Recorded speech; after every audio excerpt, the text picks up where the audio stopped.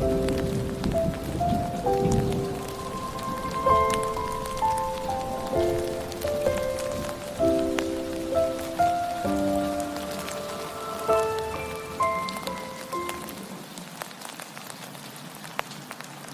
know many of you rely on these tales to drift off to sleep, so I'd be grateful if you'd settle in and watch this video before you get too cozy.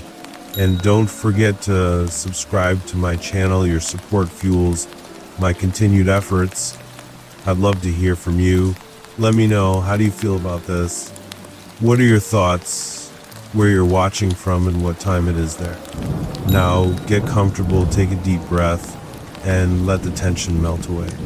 I'm going to read bizarre disappearances from my novel today. Hope you will enjoy unexplained mysteries and strange disappearances. Now, let's begin.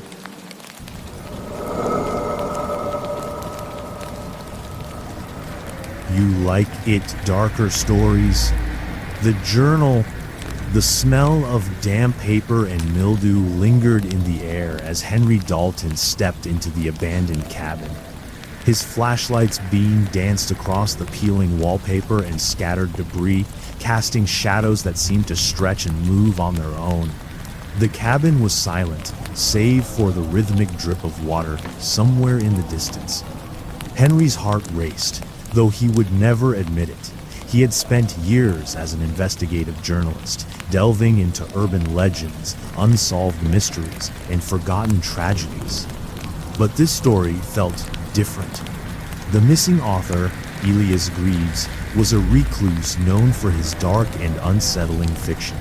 When Greavves vanished 6 months earlier, it was assumed he had simply retreated further into isolation. But rumors persisted. Whispers of strange lights near his cabin, unexplainable sounds, and something darker lurking in the woods. Henry's editor had assigned the story with a dismissive shrug. Find out what happened, or spin it into a spooky fluff piece. Either way, we'll run it. But as Henry scanned the room, his skepticism wavered. The cabin's interior was a mess. Broken furniture lay strewn across the floor, and a thick layer of dust coated every surface. Yet, despite the disarray, Henry felt an eerie sense of order, as though someone or something had recently been there. His flashlight landed on a desk in the corner, its surface cluttered with papers, notebooks, and a single old-fashioned oil lamp. Henry approached cautiously, his instinct screaming that he wasn't alone. Among the papers was a leather-bound journal, its cover cracked and worn. Unlike the other items, the journal was free of dust, its leather almost warm to the touch. Henry flipped it open, his curiosity overcoming his unease. The first page was filled with neat handwriting. To the one who finds this, these are not stories, they are warnings.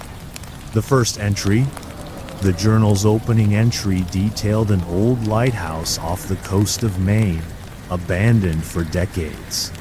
Its last keeper, a man named Wallace Harker, had reportedly gone mad, carving cryptic symbols into the walls before vanishing. Henry's eyes scanned the page, drawn in by the vivid descriptions of Wallace's descent. The journal claimed that the lighthouse was haunted, not by ghosts, but by a presence that fed on isolation and despair. Harker's final log, transcribed in the journal, sent a chill down Henry's spine. The light doesn't keep the darkness away, it calls to it, and now it's inside. The journal's pull. Henry closed the journal, his hands trembling. The story was too detailed, too personal to be fiction. He glanced around the cabin, half expecting to see Wallace's shadow lingering in the corners. He told himself it was just a story, the product of Elias Greavves' twisted imagination. But as he continued reading, he realized the journal wasn't just a collection of tales, it was a pattern. Each entry described a real-world event tied to an inexplicable phenomenon: a cursed forest in Romania, a forgotten orphanage in Pennsylvania, a remote village swallowed by the sea. The stories were eerily consistent, each ending with the same cryptic phrase, "You like it darker? The cabin secrets?" As the night deepened, Henry explored the cabin further. He found more clues to Greavves' disappearance, newspaper clippings, faded photographs, and maps marked with red ink. Each piece seemed to connect to the stories in the journal. In the attic, Henry discovered a trapdoor leading to a hidden room. His pulse quickened as he descended the creaking ladder, the air growing colder with every step. The room was empty, except for a single chair and a circular symbol carved into the floor. It was the same symbol described in one of the journal's entries, associated with an old ritual, meant to summon something ancient and malevolent. Henry's flashlight flickered, and for a moment, he thought he heard a whisper. The first whisper, "You shouldn't have come." The voice was faint, almost inaudible, but it froze Henry in place. He swung the flashlight wildly, but the room was empty. He tried to convince himself it was just his imagination, the product of stress and suggestion. But the whisper came again, louder this time. "Leave the journal." Henry clutched the journal tightly, his fear giving way to defiance. "Who's there?" he demanded, his voice trembling. The whisper didn't respond, but the air grew heavier, pressing against his chest like an unseen weight. A desperate escape? Henry scrambled back up the ladder, his flashlight barely illuminating the way. The cabin seemed darker than before, the shadows deeper and more oppressive. As he reached the door, he heard footsteps behind him, slow, deliberate, and inhumanly heavy. He didn't look back. Bursting into the night, Henry sprinted to his car, the journal clutched against his chest. The forest around the cabin seemed alive, the rustling leaves and creaking branches forming a cacophony of whispers. He didn't stop until he was miles away, the cabin a distant memory. But the journal sat on the passenger seat, its presence a constant reminder of what he had found. Cliffhanger. That night, in the safety of his apartment, Henry opened the journal again. He needed answers about the lighthouse, the symbols, and the chilling phrase that haunted every story. But as he turned the page, he froze. The next entry wasn't about a haunted lighthouse or a cursed forest. It was about him. Henry Dalton, who should have left well enough alone. You like it darker. The darkening forest. The sun had barely risen when Henry Dalton parked his car at the edge of Ash Grove National Forest, a sprawling expanse of wilderness in the Pacific Northwest. The journal sat on the passenger seat, its leather cover cracked and warm under his touch. He hadn't slept since reading the entry with his name, and the words haunted him. Henry Dalton, who should have left well enough alone. You like it darker. But it wasn't just the journal that brought him here. One of its entries described Ash Grove's slow decay, a forest once vibrant with life, now dying from the inside out. The trees were withering, animals disappearing, and locals whispered about something ancient lurking within. The story had intrigued Henry, but now it felt personal. He needed to understand the journal and its connection to him. The entry, a forest in decay. The journal's account of Ash Grove was written in Greavves' distinct, unsettling style. It described the forest's deterioration in vivid detail. Trees bleeding sap that smelled of decay, shadows that seemed to move without a source, an unnatural silence that smothered all sound. Greavves had written about a man named Douglas Harris, an environmental scientist who had disappeared while studying the forest's decline. His final notes, transcribed in the journal, hinted at something more than natural causes. The forest is sick, but it's not dying. It's changing. becoming something else, something darker, a town on edge. Before venturing into the forest, Henry stopped at the nearby town of Black Hollow. The town was small, its streets quiet and lined with old, weathered buildings. The locals eyed him warily as he walked into the diner, their conversations hushed as if afraid to draw attention. Henry approached the counter, his journalist instincts kicking in. "I'm looking into Ash Grove. Do you know anything about the forest?" The waitress, a woman in her 50s with tired eyes, froze. "You don't want to go there," she said flatly. "Why not?" "It's cursed," she said, lowering her voice. "People go in and don't come out, and the ones who do, they're not the same." Henry leaned closer. "What do you mean?" The woman hesitated, glancing around the diner. Finally, she leaned in and whispered, "Ask about Douglas Harris. He was one of the first." Into the forest. Henry drove to the edge of Ash Grove, parking near a trailhead overgrown with weeds. The forest loomed ahead, its once vibrant greenery now a palette of grays and browns. He stepped onto the trail, the journal tucked into his backpack. The air grew colder as he ventured deeper, the canopy above blocking out much of the light. The forest was silent. No birds, no rustling leaves, just an oppressive stillness. As Henry walked, he began to notice strange things. Trees twisted into unnatural shapes, their bark etched with symbols that looked like runes. Patches of ground where the grass had turned black and brittle. A faint, metallic smell that made his stomach churn. The further he went, the heavier the air felt, as though the forest itself was watching. The first sign, after an hour of walking, Henry stumbled upon an old campsite. The remains of a tent lay in tatters, and a rusted lantern sat half buried in the dirt.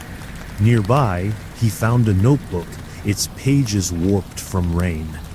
The handwriting was frantic, the words scrawled in uneven lines. "The trees are alive. They see me. They know I'm here." The notebook belonged to Douglas Harris. Henry flipped through the pages, each one more desperate than the last. Harris had written about hearing whispers, seeing shadows that didn't belong, and feeling an overwhelming sense of being hunted. His final entry was chilling. "I found it, the heart of the forest. I know what's killing it, but it knows me too." The whispers begin. As Henry read, the surrounding forest seemed to shift. The shadows lengthened and the silence deepened. Then, faintly at first, he heard it, whispers. The sound came from all directions, soft and indistinct. He couldn't make out the words, but the tone was urgent, almost pleading. "Who's there?" he called out, his voice echoing through the tree. The whispers stopped. The heart of the forest. Henry pressed on, following a trail of dead foliage and blackened earth. The forest grew darker, the air heavier with each step. Finally, he reached a clearing. At its center stood a massive, ancient tree. Its bark was black and glistening as though coated in tar, and its roots twisted unnaturally. Clawing into the earth, the surrounding ground was littered with animal bones and broken branches. Henry approached cautiously, his flashlight trembling in his hand. The whispers returned, louder now, circling him like a swarm. He opened the journal, flipping to the entry about Ash Grove. There, in Greavves' spidery handwriting, was a description of the tree, the heart of the forest, a nexus of life and death. Its roots reached deeper than the earth, into something far older and far worse. The shadows attack? As Henry read, the shadows around the clearing began to move. They stretched and twisted, forming shapes that were almost human but not quite, their hollow eyes fixed on him, and the whispers grew deafening. Henry stumbled back, clutching the journal. The shadows surged forward, their forms writhing as they reached for him. "Stay back," he shouted, swinging his flashlight wild. The light seemed to hold them at bay, but only briefly. They closed in, their whispers becoming a single chilling phrase. "You like it darker." A narrow escape. Henry turned and ran, his heart pounding as the shadows pursued him. The forest seemed to close in, the trees twisting and writhing as though alive.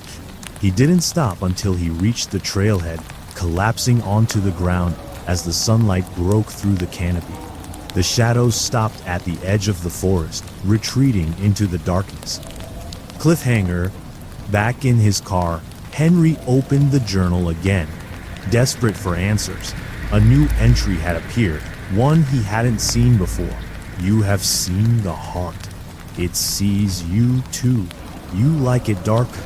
Henry slammed the journal shut, his hands trembling. Whatever was happening, it wasn't over. The forest wasn't just alive, it was watching. The cry of Stonehill Orphanage. The drive to Stonehill felt longer than it should have. Henry Dalton gripped the steering wheel tightly, the journal resting ominously on the seat beside him. He had barely slept since his encounter in Ash Grove, the shadows from the forest lingering in his mind like a phantom limb.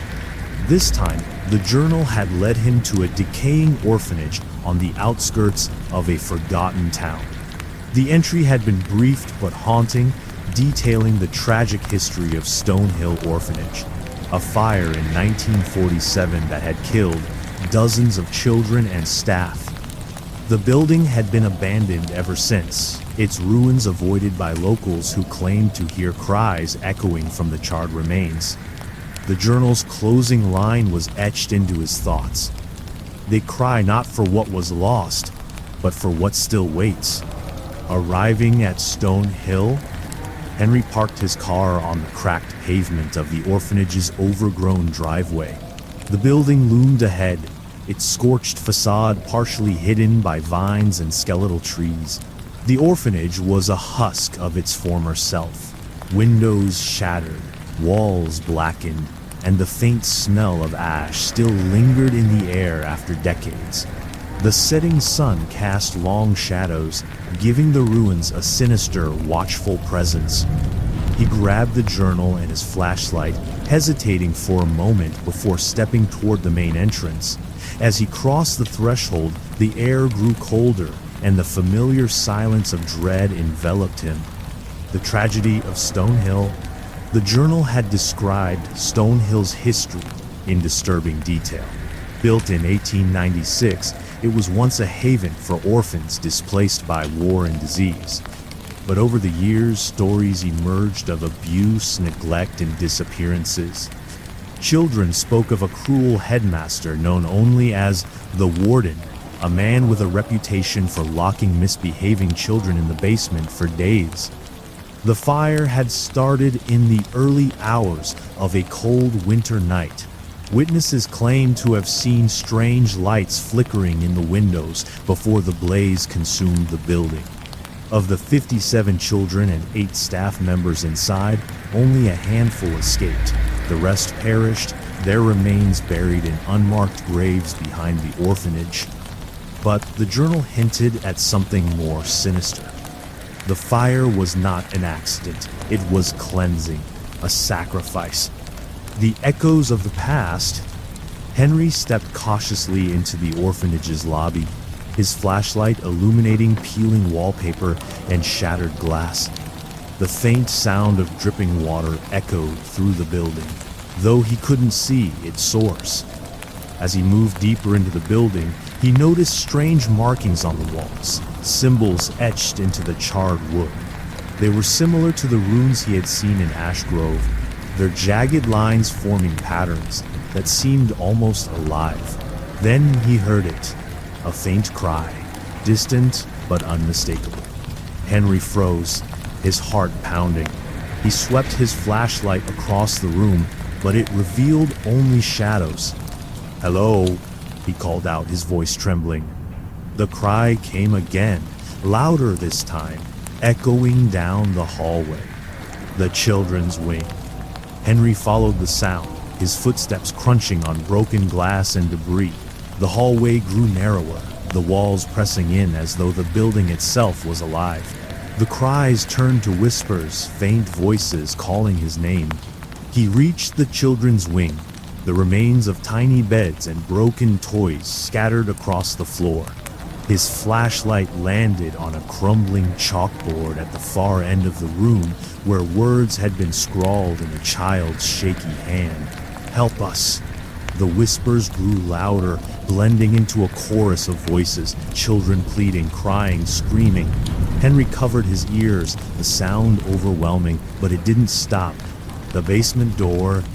The voices led him to a heavy wooden door at the end of the hallway, its surface scorched and splintered. The journal had mentioned the basement, describing it as the Warden's dungeon. Henry hesitated, his hand hovering over the doorknob. The air around the door was ice cold, and the faint sound of scratching came from the other side. He opened the door, the hinges groaning in protest. A narrow staircase descended into darkness, the faint glow of his flashlight barely reaching the bottom. The whispers followed him as he descended, growing softer but more distinct. They weren't just pleading anymore, they were warning. "Turn back." The Warden's room. The basement was damp and claustrophobic, the walls slick with moisture. At the far end of the room was a small door, its frame warped and crooked. Henry pushed it open, revealing a chamber lined with iron bars and rusted chains. The air was thick with the stench of decay, and the floor was covered in scattered bones, too small to belong to adults. At the center of the room was a desk, its surface covered in old papers and a single oil lamp. Henry approached cautiously, the whispers now a low hum in his ears. Among the papers was a journal, its pages filled with the Warden's handwriting. The Warden's confession. Henry flipped through the journal, his hands shaking as he read the Warden's word. They demand obedience. The children are the key. Their fear feeds the fire. Their pain keeps the shadows at bay. I do this not for cruelty, but for balance. Without the offering, the Watchers will take us all. Henry's stomach churned. The fire hadn't been an accident. It had been a ritual, a sacrifice to appease the same Watchers that haunted Ash Grove. The whispers grew louder, rising into a crescendo. The shadows returned. Henry spun around, his flashlight catching movement in the darkness. Shadows slithered along the walls, coalescing into twisted shapes, their hollow eyes fixed on him. And the whispers became word. You like it darker. The shadows surged forward, and Henry stumbled back, clutching the journal tightly. His flashlight flickered, and the room seemed to close in. "Stay back," he shouted, his voice echoing in the confined space. The shadows paused, their forms writhing as though deciding what to do. Then, as suddenly as they had appeared, they retreated, dissolving into the walls. Cliffhanger. Henry fled the orphanage, the Warden's journal clutched against his chest. As he drove away, the building loomed in his rearview mirror, its dark windows watching him leave. When he finally stopped to catch his breath, he opened the Warden's journal again. Scrawled across the final page in a child's handwriting were the words, "It's not over. Come back and play." The Museum of Forgotten Souls. Henry Dalton stood at the imposing gates of the Museum of Forgotten Souls, an inconspicuous building nestled in the heart of a quiet town. Its stone facade, weathered and cracked, bore no signage save for a brass plaque that read simply, "Curiosities of the Unknown." The journal had brought him here, referencing a peculiar museum known for its eerie collection of artifacts with dark histories. It described relics that seemed to bring tragedy to those who own them, objects steeped in death and despair. The entry's final line had lingered in Henry's thoughts during the long drive. Every soul it holds whispers, waiting to be heard. But be warned, you cannot silence them. A mysterious invitation. The museum's curator, a man named Everett Brant, had contacted Henry after hearing about his investigation into Elias Greavves. Brant claimed he had an artifact once owned by the reclusive author, a piece tied to the journal itself. The museum's doors creaked open as Henry stepped inside, the scent of aged wood and dust filling his nostrils. The interior was dimly lit, its exhibits illuminated by soft golden light. Glass cases lined the walls, each holding an object with a story etched onto a small brass plaque. Brant emerged from the shadows, his tall, gaunt figure draped in a tailored black suit. His piercing eyes and sharp features gave him an air of authority, but there was something unsettling about his demeanor. "Mr. Dalton," Brant said, extending a hand. "Welcome to the Museum of Forgotten Souls. I've been expecting you." The curator's tale. As Brant led Henry through the museum, he spoke with a quiet reverence about the artifacts. Each item had a dark past. A porcelain doll said to drive its owners to madness. A dagger used in an unsolved string of murders. A mirror that reportedly showed the reflections of the dead. These objects, Brant explained, are more than mere curiosities. They hold echoes of the souls they touched, fragments of their stories etched into their very essence. Henry felt a chill as they passed a display case holding a tattered book. Its plaque read, "The Silent Grimier," a book that kills its reader with their own thoughts. Brant stopped at a small wooden box, its surface carved with intricate symbols. "This," he said, "is what I wanted to show you." It belonged to Elias Greavves. The Box of Shadows. The box was unremarkable at first glance, but as Henry leaned closer, he noticed the carvings matched the runes he had seen in Ashgrove and Stonehill Orphanage. Brant unlocked the case and carefully removed the box, placing it on a nearby table. "Greavves called it the Box of Shadows," he said. He claimed it contained a fragment of something ancient, something alive. Henry's pulse quickened. "What's inside?" Brant hesitated, his expression darkening. "No one knows. Greavves warned that opening it would invite the Watchers themselves. He left it here for safekeeping before he disappeared." Henry stared at the box, its surface almost pulsing under the dim light. "And you believe him?" Brant met Henry's gaze, his voice grave. "After what I've seen, I believe everything Greavves wrote." The first whisper. As Henry examined the box, a faint whisper brushed against his ears. He froze, glancing around the room. "Did you hear that?" he asked. Brant shook his head. "Hear what?" The whisper came again, louder this time. "Open it." Henry stepped back, his heart racing. The whispers grew more insistent, overlapping and blending into a chilling chorus. Brant frowned. "Mr. Dalton, are you all right?" Henry shook his head, clutching the journal in his hands. "The box. It's whispering." Brant's face paled. "Then it's already marked you." A deadly history. Brant led Henry to his office, where shelves overflowed with books and papers chronicling the museum's artifacts. He handed Henry a file labeled "The Box of Shadows," its contents filled with Greavves' notes. The notes described the box's history. It had been passed down through generations, each owner meeting a violent or mysterious end. It was tied to several disappearances, including an entire family in 1923. Each account mentioned whispers urging the owner to open it. Greavves' final note was a warning. "The Watchers are patient. The box is their doorway. Opening it is their invitation." The shadows manifest. As Henry read, the room grew colder. The shadows in the corners seemed to shift, their forms elongating and writhing. "Do you see that?" Henry asked, his voice trembling. Brant nodded grimly. "They've been here before. They always come for the box." The whispers returned, louder now, blending with faint, mocking laughter. The box began to rattle, its carvings glowing faintly. "We need to leave," Brant said, his voice urgent. The escape. As they fled the office, the shadows surged forward, coiling and twisting like living smoke. Henry clutched the journal tightly, the whispers following him through the museum's halls.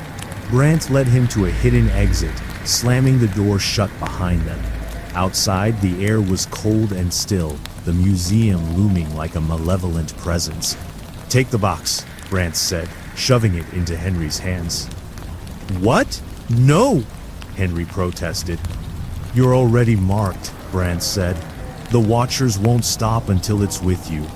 Cliffhanger. Back at his motel, Henry stared at the box sitting on the table. The journal lay open beside it, its latest entry appearing in Greavves' handwriting. The box binds them, but it also draws them. You hold the key.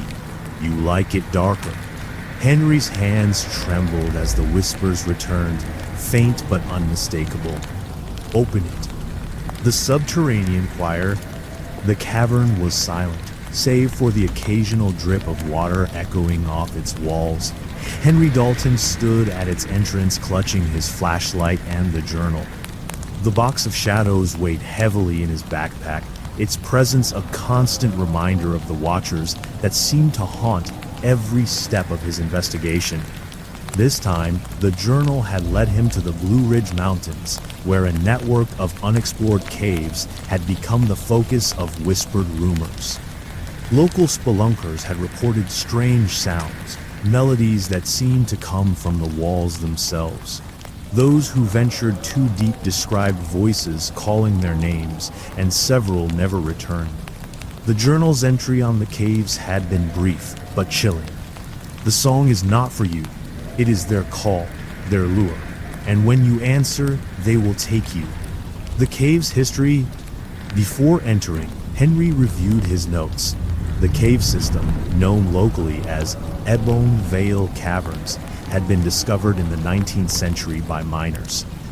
According to old records, the miners abandoned it within weeks, claiming they heard music that drove them mad. More recently, a team of spelunkers, led by geologist Dr. Karen Bell, disappeared while mapping the caverns. The last transmission from Bell's team, captured on a grainy audio recording, was filled with frantic whispers and an eerie hum that sent chills down Henry's spine. "Do you hear it?" a voice on the recording had said, trembling. "It's beautiful, but it's wrong. The descent begins." Henry adjusted his helmet, the flashlight attached to it casting a narrow beam into the yawning mouth of the cavern. The air was damp and cool, carrying the faint scent of moss and decay. The first few hundred feet were uneventful, the tunnel narrowing as he moved deeper. Stalactites hung like jagged teeth from the ceiling, and the ground beneath his boots was slick with mud.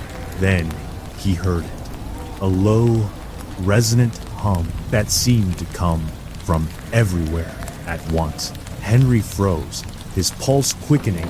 He turned off his flashlight, plunging himself into darkness, and strained his ears. The hum grew louder, resolving into an otherworldly melody, a slow, mournful tune that sent a shiver down his spine. The choir's call? The music seemed to draw him deeper into the cave, its haunting notes vibrating through the air. As he moved forward, he noticed the walls were lined with strange markings, spirals and jagged lines etched into the stone. They were identical to the runes he'd seen in Ash Grove and Stonehill Orphanage. The melody shifted, and faint voices joined the hum. They weren't singing, but whispering, a cacophony of indistinct words that made Henry's skin crawl. He reached a small chamber where the air felt heavier, almost suffocating. At the center of the chamber was a pit, its edges crumbling and jagged. The melody seemed to emanate from its depths. Henry knelt at the edge, shining his flashlight into the darkness. The beam disappeared into the abyss, but the sound grew louder. The lost team? As he stood, something caught his eye, a tattered backpack wedged between two rocks near the pit. He grabbed it, the fabric damp and coated in grime. Inside, he found a notebook. The first page was marked with the name, Dr. Karen Bell. Henry flipped through the notebook, its pages filled with frantic sketches and disjointed notes. The music is alive. It knows we're here. Don't look into the pit. The final entry was scrawled in jagged letters. They're in the walls. They're calling us home. The first encounter. As Henry read, the whispers grew louder, blending with the melody into a discordant symphony. The shadows in the chamber shifted, twisting and coiling like living smoke. "Who's there?" Henry called out, his voice trembling. A figure emerged from the shadows, its movements jerky and unnatural. It was human, or it had been. Its hollow eyes and gaunt face were illuminated by the flashlight, and its lips moved soundlessly, as though singing along to the melody. Henry stumbled back, his breath catching in his throat. The figure reached out, its hand trembling, and then it collapsed, dissolving into ash. The pit's lure. Henry's flashlight flickered, and the shadows around the pit grew darker, their forms stretching toward him. The melody shifted again, becoming sweeter, more inviting. For a moment, he felt an overwhelming urge to step closer to the pit, to lean over and peer into its depths. The music promised answers, solace, an end to the fear. But then the journal's warning echoed in his mind. "The song is not for you." Henry stumbled back, clutching the journal tightly. The shadows attack. The shadows surged forward, their whispers rising into a deafening roar. Henry swung his flashlight wildly, the beam slicing through the darkness. The figures retreated, but only briefly. He fumbled at the box of shadows in his backpack, pulling it out. The carvings on its surface began to glow faintly, and the shadows recoiled, their forms writhing in pain. The whispers subsided, replaced by an eerie silence. A desperate escape.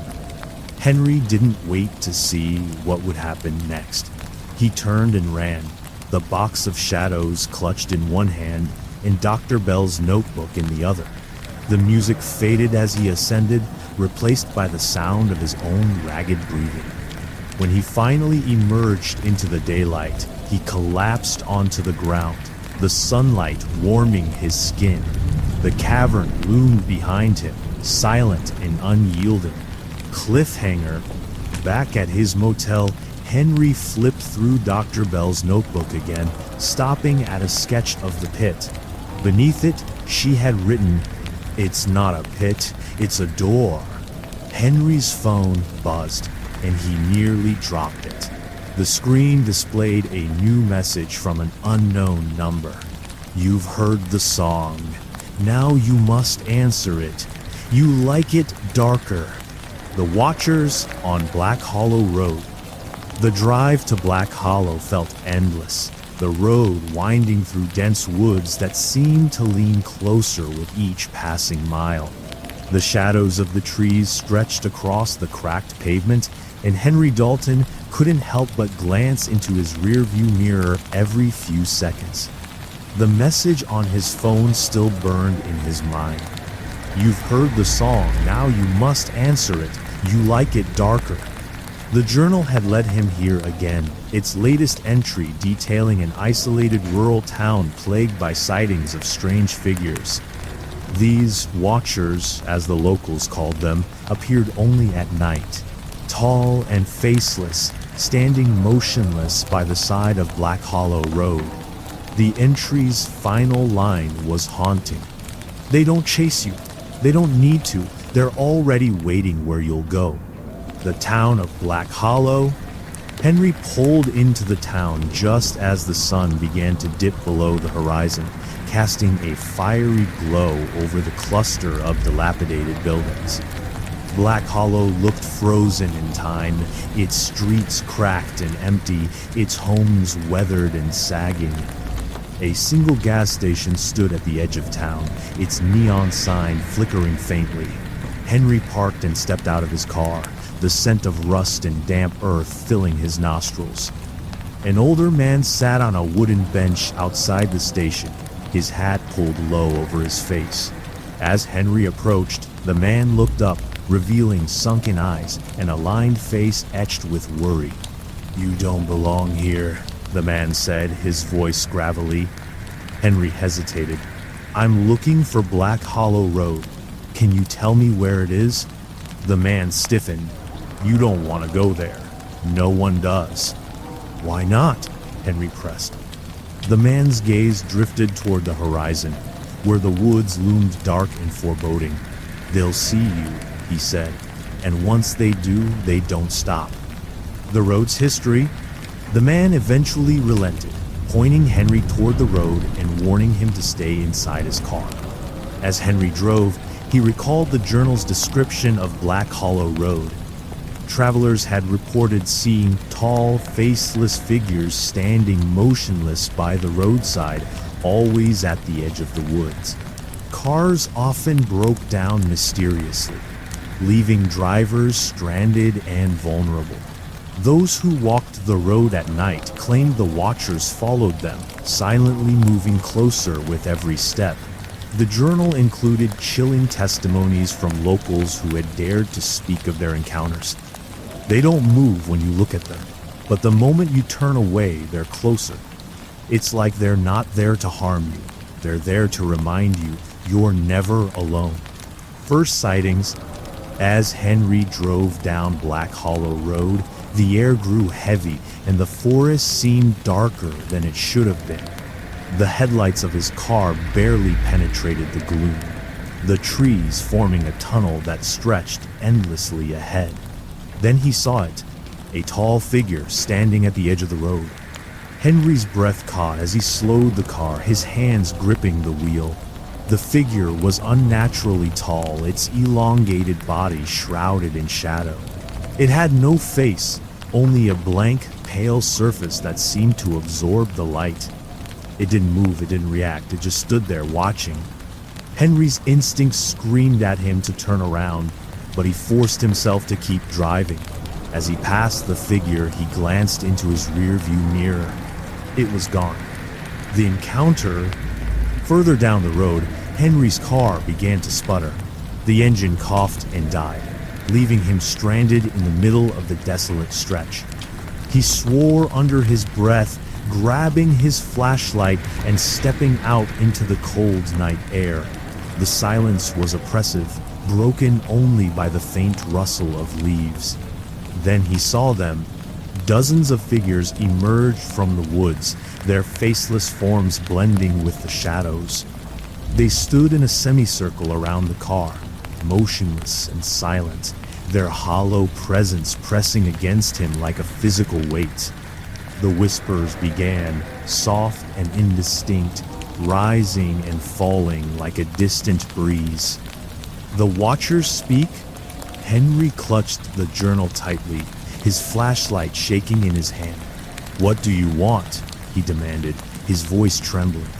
The figures didn't respond, but the whispers grew louder, their words becoming clearer. "You shouldn't have come.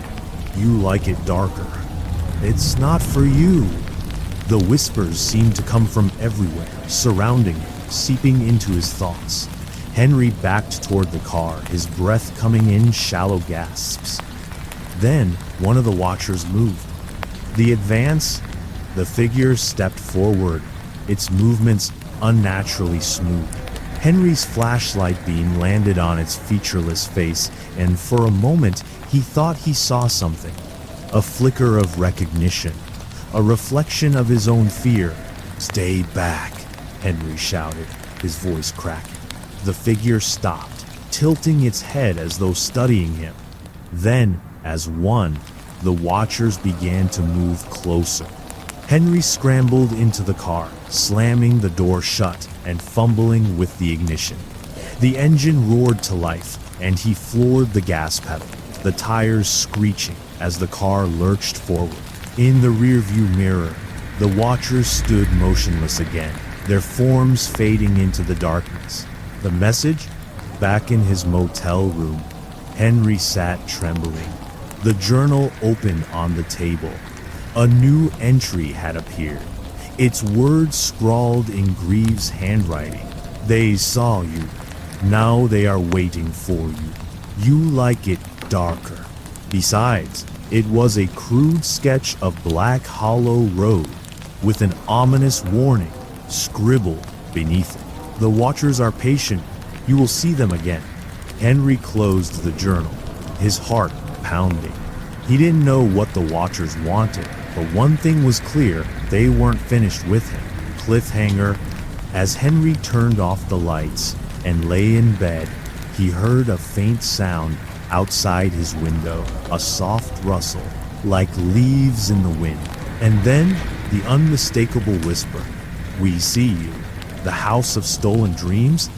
The house stood at the end of a forgotten cul-de-sac, its tall, spindly frame silhouetted against the gray sky. Henry Dalton stared at it from his car, the box of shadows resting ominously in the passenger seat. The journal was open in his lap, its pages filled with Greavves' unsettling descriptions of this place. The House of Stolen Dreams, where the walls whisper secrets and the floors swallow those who tread too lightly. It takes what it wants and leaves no trace. The house's history was shrouded in mystery. Built in 1893 by the wealthy Winslow family, it was a lavish Victorian mansion designed to showcase their fortune. But by 1905, every member of the family had vanished without a trace. Over the decades, subsequent owners and tenants had reported strange occurrences, doors opening on their own, ghostly figures wandering the halls, and dreams that seemed to bleed into reality.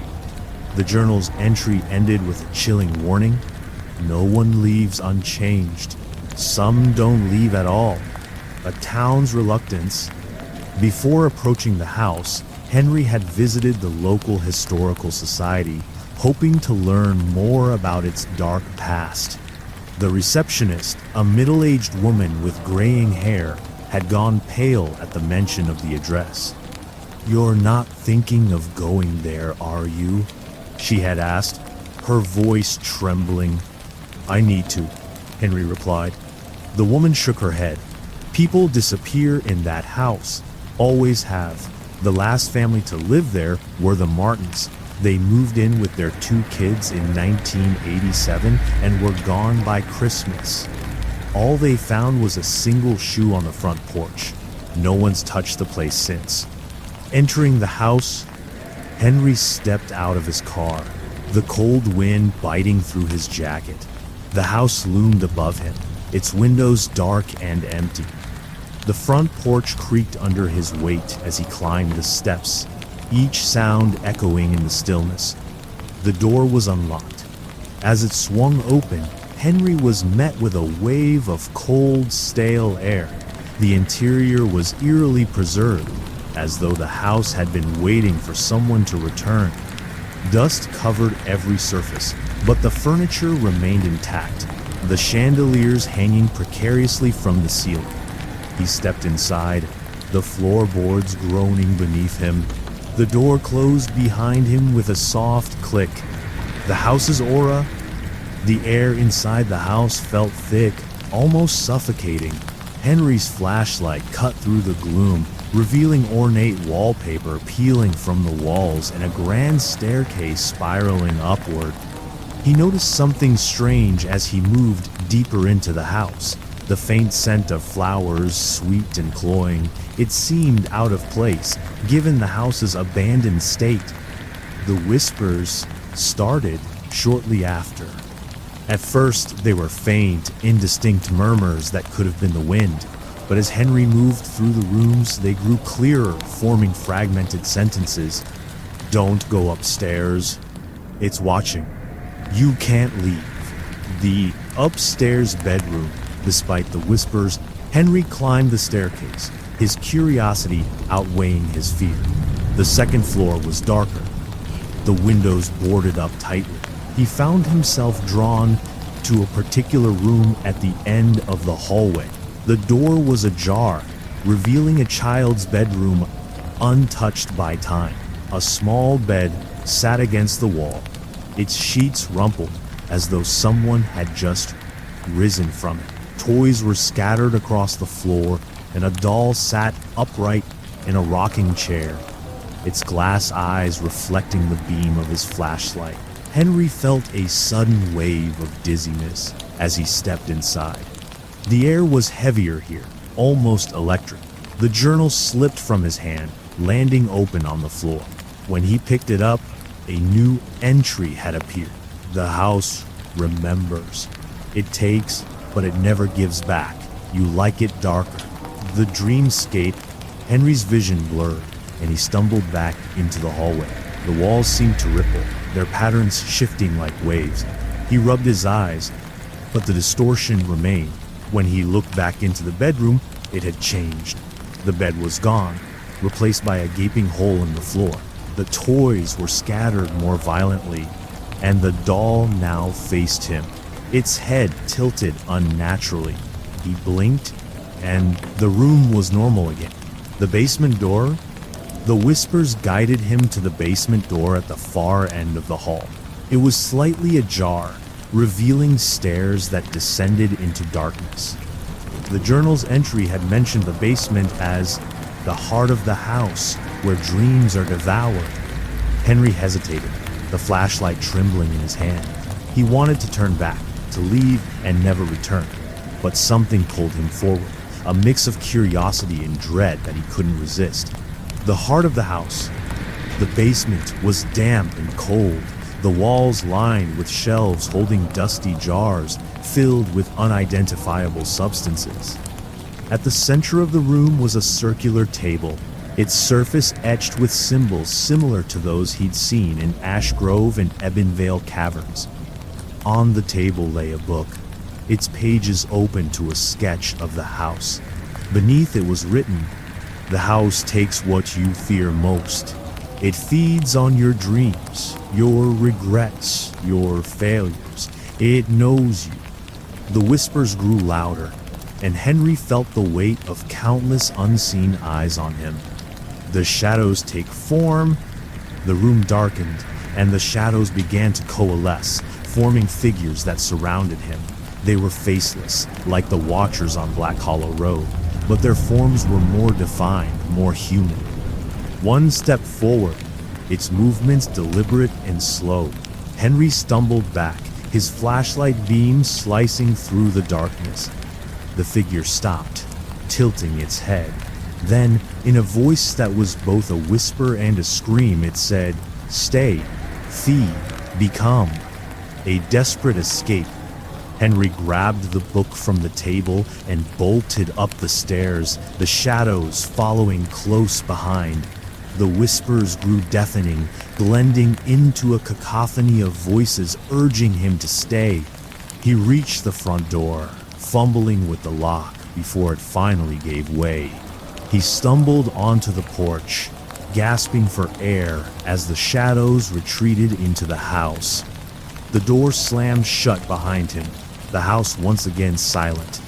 Cliffhanger. Back at his motel, Henry opened the book he had taken from the house. Inside were sketches of people, dozens of them, all staring blankly ahead. On the final page was a sketch of him. Beneath it were the words, "You belong to it now. You like it darker." The abyss within the lake. The lake stretched out before Henry Dalton, its surface eerily still under the pale light of the moon. He stood on the shore, clutching the journal tightly. The entry that had brought him here described the lake with unsettling precision. "It is not water. It is a veil, Beneath it lies something ancient, something that's see but cannot be seen. The lake feeds it, and the cult ensures it is never hungry. The lake, known as Stillwater Hollow, was a popular vacation spot in the 1960s. But over the years, rumors began to circulate about strange disappearances. Boats would drift back to shore without their passengers, and swimmers who ventured too far never returned. Locals avoided the lake after sundown, claiming to hear voices rising from its depths. Henry had traced these stories to a shadowy cult, referenced in Greavves' journal as the Keepers of the Abyss. Their existence was whispered about but never confirmed, their purpose tied to an ancient ritual meant to appease the entity below. The journal's final words on the lake had been chilling. It doesn't sleep. It doesn't forget, and it always wants more. The first signs, as Henry scanned the shoreline, the air grew colder, and the faint scent of rot wafted through the breeze. The lake's surface shimmered unnaturally, as though it were more glass than water. He stepped closer, his boots crunching against the rocky shore. The journal remained open in his hand, its pages fluttering in the wind. A new sentence had appeared, written in the same spidery handwriting as before. The keepers watch. They wait. They know you're here. Henry froze, glancing over his shoulder. The forest behind him was dark and silent, its shadows deeper than they should have been. The ritual site. Following the journal's instructions, Henry found a narrow path leading into the woods. The trail was overgrown, the branches clawing at him as he moved deeper into the forest. After what felt like an eternity, he emerged into a clearing. At its center was a stone altar, weathered by time and covered in moss. Surrounding it were half-buried remains of burned torches and strange carvings etched into the ground. Henry knelt to examine the carvings. They matched the symbols he had seen in Ash Grove, Stonehill Orphanage, and the House of Stolen Dreams. Each time they seemed to grow more intricate, their patterns spiraling into incomprehensible designs. He pulled out the box of shadows, its carvings glowing faintly in response to the altar. The air grew heavier, and the sound of faint whispers filled the clearing. The keepers appear. A twig snapped behind him, and Henry spun around, his flashlight cutting through the darkness. At the edge of the clearing stood a group of figures cloaked in black robes, their faces obscured by shadow. One of them stepped forward, their voice low and resonant. "You do not belong here." Henry raised the journal defensively. "I'm here to find out the truth. What's under the lake? What are you hiding?" The figure tilted their head. "You already know." The cult members moved closer, forming a circle around the altar. Their whispers rose into a chant, their words indistinct but deeply unsettling. The ground beneath Henry's feet began to tremble, and the whispers from the lake grew louder, echoing through the clearing. The entity stirs. The lake's surface began to ripple, small waves radiating outward as though something massive was shifting beneath. A low, guttural hum filled the air, vibrating through Henry's chest. The cult members raised their arms, their chanting reaching a fever pitch. The water at the center of the lake began to bubble, glowing faintly with an unnatural light. Henry stepped back, his heart pounding. The journal's pages fluttered wildly, and another message appeared. "Do not look, do not listen, do not trust them." The abyss revealed. The water at the lake's center split open, revealing a chasm that seemed to stretch infinitely downward. From its depths emerged a shape, vast and incomprehensible, its form shifting and writhing as though it were made of shadow and light. Henry's mind reeled as he tried to process what he was seeing.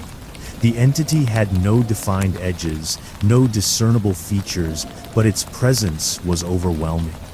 It was as though the darkness itself had come alive, and it was staring directly at him. The whispers in his mind became a deafening roar. Stay, feed, become. The cult's intentions. One of the cult members turned to Henry, their hood slipping back to reveal hollow black eyes. It is hungry, they said. It has chosen you. Henry stumbled back, his flashlight shaking in his hand. I didn't ask for this. The cult member's lips twisted into a smile. You came here. You brought it what it needs. Henry realized with horror that they were looking at the box of shadows. The entity's hunger, the entity began to rise further, its form towering above the lake. The cult members knelt, their chants turning into pleas. Take him, take him. The box in Henry's hands began to pulse, growing warm as its carvings glowed brighter. The whispers from the entity became more distinct, forming words that chilled him to his core. Bring me the key. Open the gate. A desperate escape, Henry turned and ran, the box clutched tightly in his hands. The cult members shouted behind him, their voices frantic, but he didn't stop. The forest seemed alive, the branches clawing at him as he stumbled through the undergrowth. The whispers from the lake followed him, growing fainter as he put distance between himself and the clearing. When he finally reached his car, he threw the box into the passenger seat and sped away, the road blurring as tears filled his eyes. Cliffhanger. That night, Henry sat in his motel room, staring at the box. The journal lay open beside it, its latest entry reading. You have seen the abyss. It has seen you. The Watchers are its eyes, and you are their prey. You like it darker. As he closed the journal, the whispers returned, faint but insistent. Open the gate. The puppet maker's legacy. Henry Dalton stood at the edge of a forgotten village, its weathered rooftops barely visible through the thick fog. The air was heavy with the scent of damp earth and decaying wood. He pulled the journal from his bag, its pages falling open to an entry that had drawn him here. There is a village where no one grows old, where laughter never echoes, and where night falls without warning. The puppet maker's creations linger long after their strings are cut. Do not follow them. The village, known only as Wrenstead Hollow, had once been a thriving community of artisans and craftsmen. But its legacy had been overshadowed by the disappearance of its residents nearly a century ago. Rumors spoke of a reclusive puppet maker, a man named Victor Penderel, whose lifelike marionettes were said to contain pieces of their creator's souls. The journal's ominous warning left no room for doubt. The Watchers first took shape here. This is where they began. The village of shadows. As Henry walked through the narrow cobblestone streets, he felt as though the village was holding its breath. Shuttered windows lined the houses, their glass panes cracked and smeared with dirt. The once beautiful facades were warped and sagging, and the streets were littered with the remnants of a lifelong abandonment. The silence was oppressive. Even the birds avoided Wrenstead Hollow. In the center of the village stood a decrepit workshop, its sign barely legible, Penderel's Puppetry and Wares. The door creaked open as Henry approached, revealing a room filled with dust-covered shelves and broken marionettes. The puppet maker's workshop? Inside, the air was stale and suffused with a faint metallic tang. Henry's flashlight swept across rows of puppets, their painted faces frozen in expressions of joy, fear, and sorrow. At the back of the workshop was a large wooden table, its surface gouged and stained. Scattered across it were tools, scraps of fabric, and unfinished puppets. Among them was a book bound in cracked leather. Henry opened the book, its pages filled with Victor Penderel's meticulous notes. The Watchers speak through the wood. Each puppet is a vessel, a piece of the soul carved into being. They promise eternal life, but at what cost? The final entry sent a chill through Henry's spine. I have completed the marionette. They will take me now. The first marionette. Henry's flashlight landed on a glass case in the corner of the room. Inside was a marionette unlike the others. Its craftsmanship was impeccable, its joints perfectly articulated, and its painted eyes disturbingly lifelike. The plaque beneath it read, "The Watcher's Herald." As Henry stared at the puppet, he thought he saw its head tilt slightly, its glass eyes locking onto him. He stumbled back, his flashlight flickering. Then came the whisper, "Stay." The village's curse? Henry fled the workshop, his heart pounding. The fog had thickened, swallowing the village in a dense gray shroud. The cobblestones beneath his feet felt uneven, as though they were shifting with each step. He stumbled into the village square, where he found a small monument covered in moss. Inscribed on its surface was a chilling epitaph. "To those who gave themselves willingly, so the Watchers might see." The journal fell open in his hands, revealing a new entry in Greavves' handwriting. The villagers were not taken, they became. The Watchers' first vessels were born here, carved from wood and soul. The shadows awakened, the air grew colder, and the fog around Henry began to move, twisting and coiling like living smoke. Shapes emerged, vague humanoid figures with hollow eyes and elongated limbs. The marionettes from the workshop appeared among them, their strings moving as though pulled by invisible hands. They walked stiffly, their glass eyes fixed on Henry. The whispers grew louder, blending into a discordant symphony. "Become, feed, stay." Henry backed away, clutching the box of shadows. The carvings on its surface began to glow faintly, and the Watchers hesitated, their forms rippling with uncertainty. The puppet maker's legacy, desperate for answers, Henry returned to the workshop, the shadows following at a distance. He flipped through Victor Penderell's book, his fingers trembling. One passage stood out. The Watchers were formless, seeking vessels to manifest. The marionettes were their first crude attempts, but they learned. The wood gave way to flesh. Henry's breath caught as the realization hit him. The Watchers weren't just observing, they were evolving. The final warning.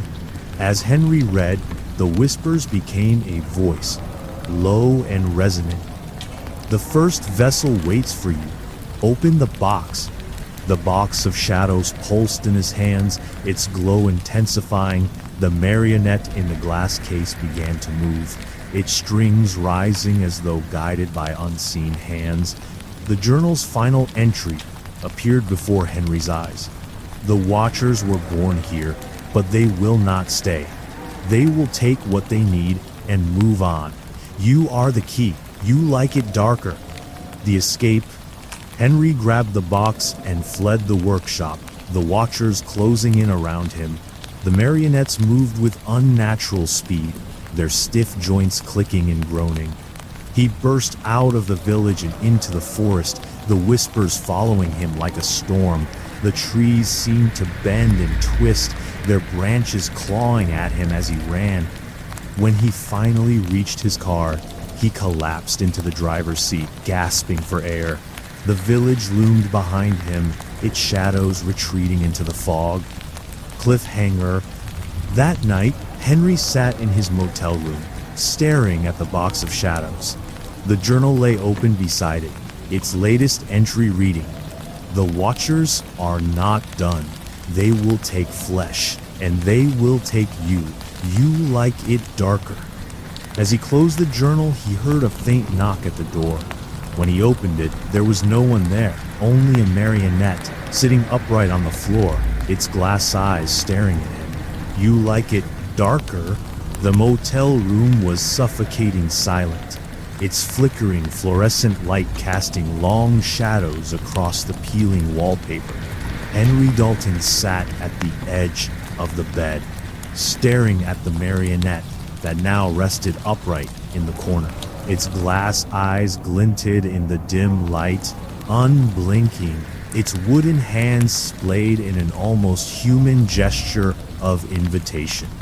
The journal lay open on the desk beside him, the latest entry scrawled in Greavves' familiar, spidery handwriting.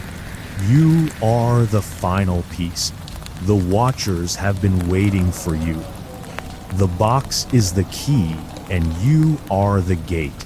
The whispers, faint at first, began to rise again, curling around the edges of Henry's mind like smoke.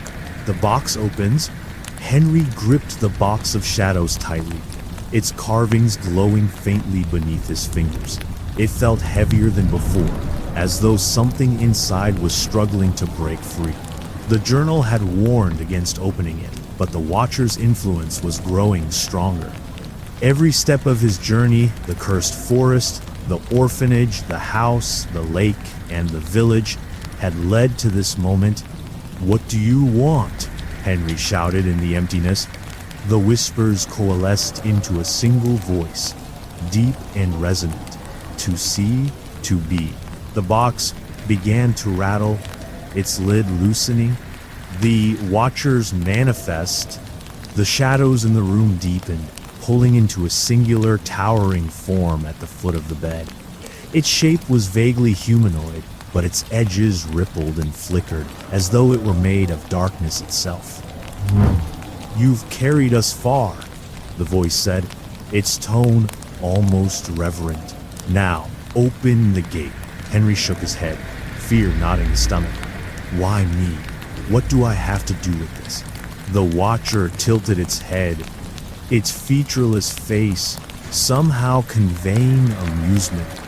"You were chosen. Across lifetimes, you have walked toward us, resisted us, carried us. The gate opens for you because it always has." The marionette in the corner moved, its head jerking toward Henry. Its wooden mouth creaked open, and from it came the same chilling words, "Open the gate." The revelation. Henry staggered back, his breathing ragged. He opened the journal again, frantically searching for answers. The pages began to fill on their own, Greavves' handwriting appearing as if etched by an invisible hand. The Watchers were formless once, trapped between worlds. They needed vessels, and humanity gave them shape. They needed a doorway, and the box gave them passage. Now they need a soul, and you will give them life. Henry froze, the weight of the truth crashing down on him. He wasn't just a pawn in the Watcher's game, he was the final piece of their puzzle. The gate opens. The box of shadows flew from his hands, landing on the floor with a resounding thud. Its lid burst open, and from within came a torrent of black smoke that twisted and writhed as it filled the room. The Watcher stepped forward, its form solidifying as the shadows from the box merged with its body. "It is done," the voice intoned. Henry felt a pull in his chest, as though an invisible hand was reaching into his very soul. The room dissolved around him, replaced by a vast, endless void filled with flickering lights. Thousands of Watchers, their forms stretching into infinity. The bargain.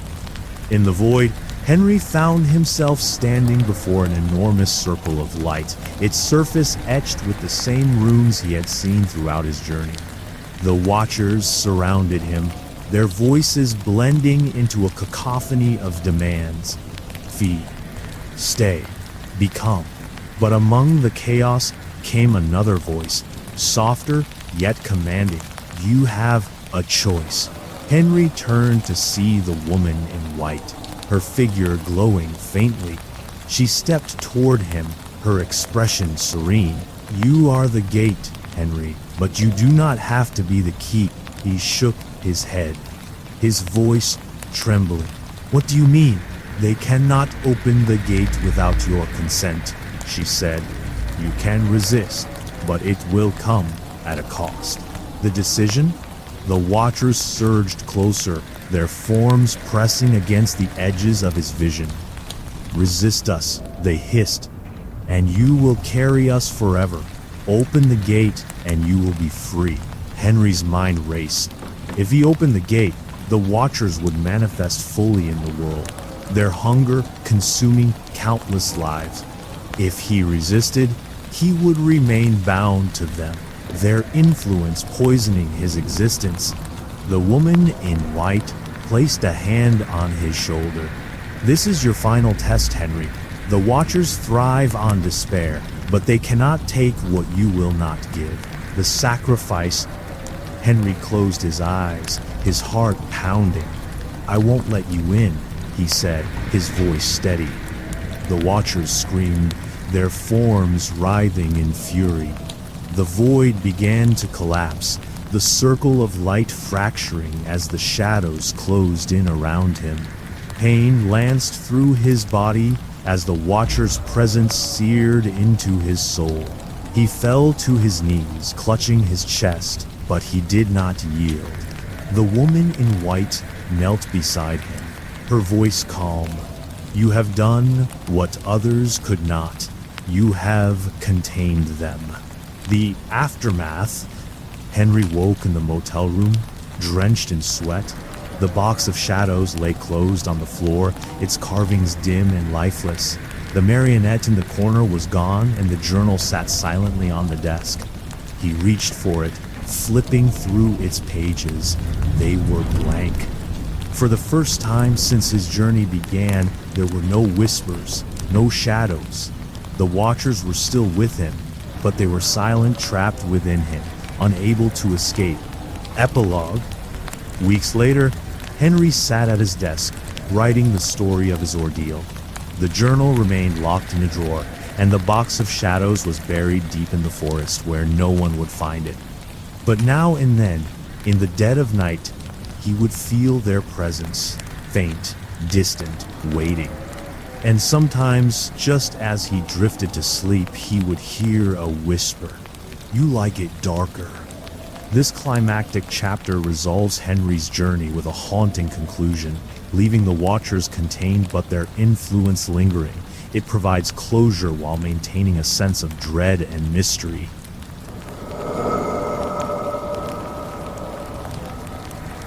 The unlikely patient, Dr. Robert Langston, prided himself on being a man of science. In the bustling corridors of the prestigious New Haven Psychiatric Institute, his reputation was untouchable, a beacon of rationality in a field rife with ambiguity.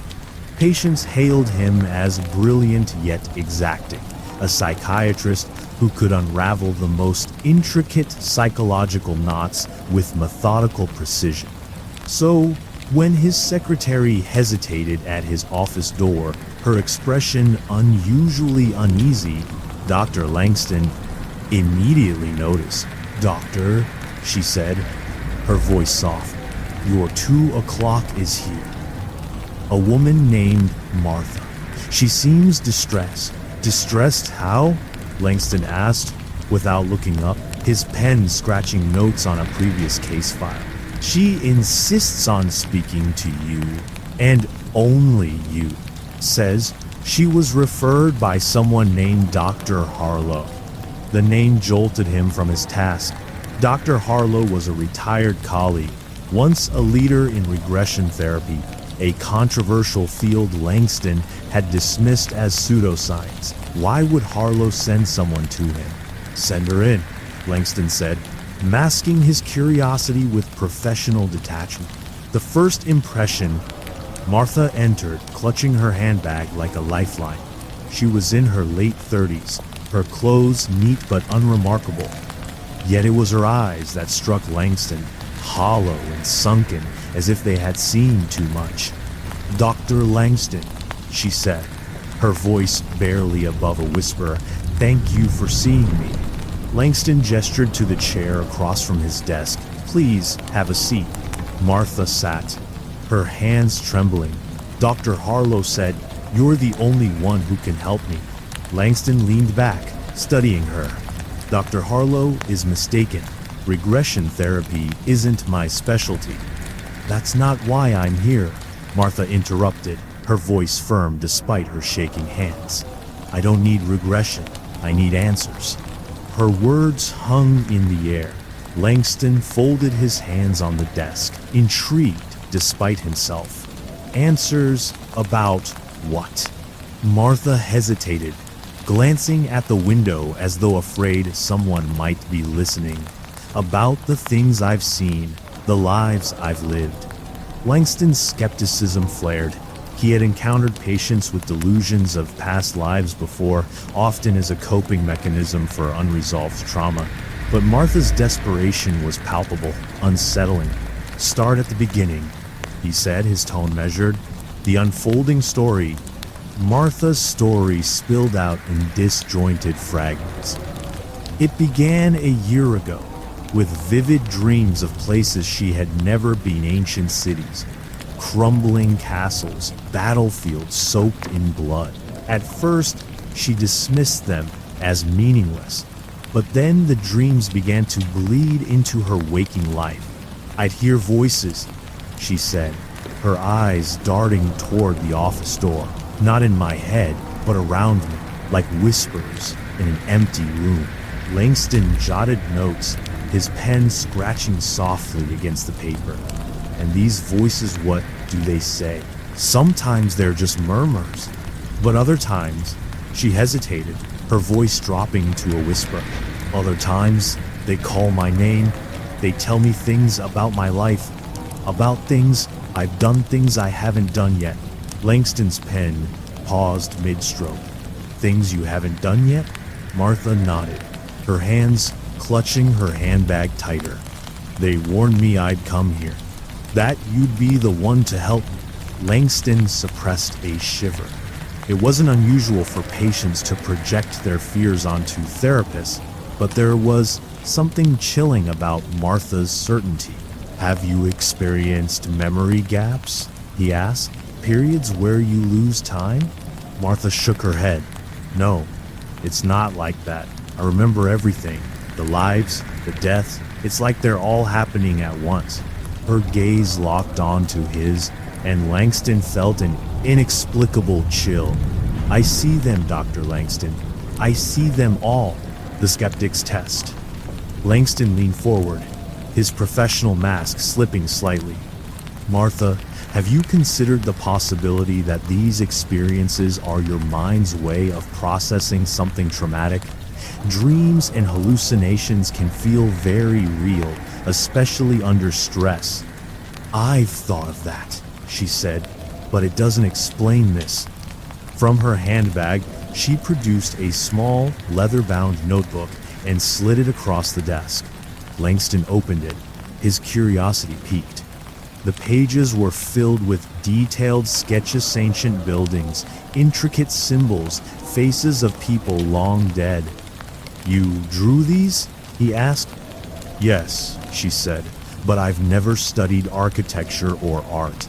I shouldn't know how to draw these things." Langston flipped to a page depicting a crumbling stone bridge with medieval carvings. Beneath it, a caption read, "Prague 1403. "What's this?" he asked. "It's a bridge I saw in one of my dreams," she said. "I described it to Dr. Harlow. He said it matches a real bridge in Prague that was destroyed centuries ago." Langston felt the first crack in his skepticism. "That's impressive," he said, his voice neutral. "It's not just the drawings," Martha continued, her tone urgent. "I remember their names, their lives, their deaths, and there's something else." She leaned closer, her voice trembling. "There's something following me, a shadow. It's in every life, every dream, watching." Langston's grip tightened on the notebook. "A shadow?" "Yes," she whispered. "It's always there, and it's getting closer." The session begins. Langston closed the notebook, his mind racing. "Martha, I'd like to try a guided visualization exercise with you." It might help us understand these experiences." She nodded, her relief evident. Langston dimmed the lights and instructed her to close her eyes, guiding her into a state of relaxation. "I want you to focus on one of your dreams," he said. "Pick one that feels significant." Martha's breathing slowed, her hands resting limply in her lap. "I see a field," she said, her voice soft. "There's a battle, bodies everywhere, the smell of blood." Langston's pulse quickened. "What else do you see?" "There's a man," she continued. "He's dying. I'm holding his hand, telling him it's okay, but he's staring past me, at something behind me." Langston leaned closer. "What is he looking at?" Her face contorted with fear. "The shadow," she whispered. "It's there, watching." The room seemed to grow colder, the air heavy with an unspoken presence. Langston suppressed a shiver, forcing himself to stay composed. "Martha," he said gently. "What does the shadow want?" Her eyes snapped open, wide with terror. "It wants me." Cliffhanger. Before Langston could respond, the room was plunged into darkness. The overhead light flickered violently, casting erratic shadows on the walls. Martha screamed, clutching the arms of the chair. "It's here!" Langston fumbled for the light switch, his heart pounding. When the light stabilized, Martha was trembling, her face pale. Langston stared at her, his skepticism shaken to its core. "Martha," he said carefully, "what just happened?" She met his gaze, her voice barely above a whisper. "It's getting closer." Whispers from the past. The air in Dr. Langston's office was thick with unease, the faint hum of the overhead light doing little to dispel the oppressive silence that followed Martha's whispered words. "It's getting closer." Langston stared at her, his pen frozen in midair. As a psychiatrist, he had seen every shade of human fear, paranoia, delusions, hallucinations, but this was different. There was a rawness to her terror that unsettled him, a conviction that cut through his clinical detachment. "Martha," he said carefully, setting his notepad down, "what did you mean when you said it's getting closer?" She swallowed hard, her hands twisting in her lap. "It's always there in my dreams, in every life. But now I see it even when I'm awake. Shadows that don't belong. Whispers when no one's there." Langston leaned forward. "These shadows, do they take a form? A figure?" Martha shook her head, her eyes darting toward the window. "No, they're not human. They're wrong. And when they're near, it feels like the air is being sucked out of the room." Langston scribbled a note, hypervigilance tied to perceived presence. But even as he wrote, a knot formed in his stomach. "Have you experienced this sensation here in my office?" he asked. Martha's gaze snapped back to him. "Yes, it's here right now." The first session, Langston fought the instinct to glance over his shoulder, instead maintaining his professional mask. "Let's try another visualization," he said, his voice steady. Martha nodded reluctantly, her hands trembling as she rested them on the arms of the chair. Langston guided her into a relaxed state, his voice calm and rhythmic. "Focus on the moment before you began seeing the shadows. When did it start?" Martha's breathing slowed, her eyelids fluttering shut.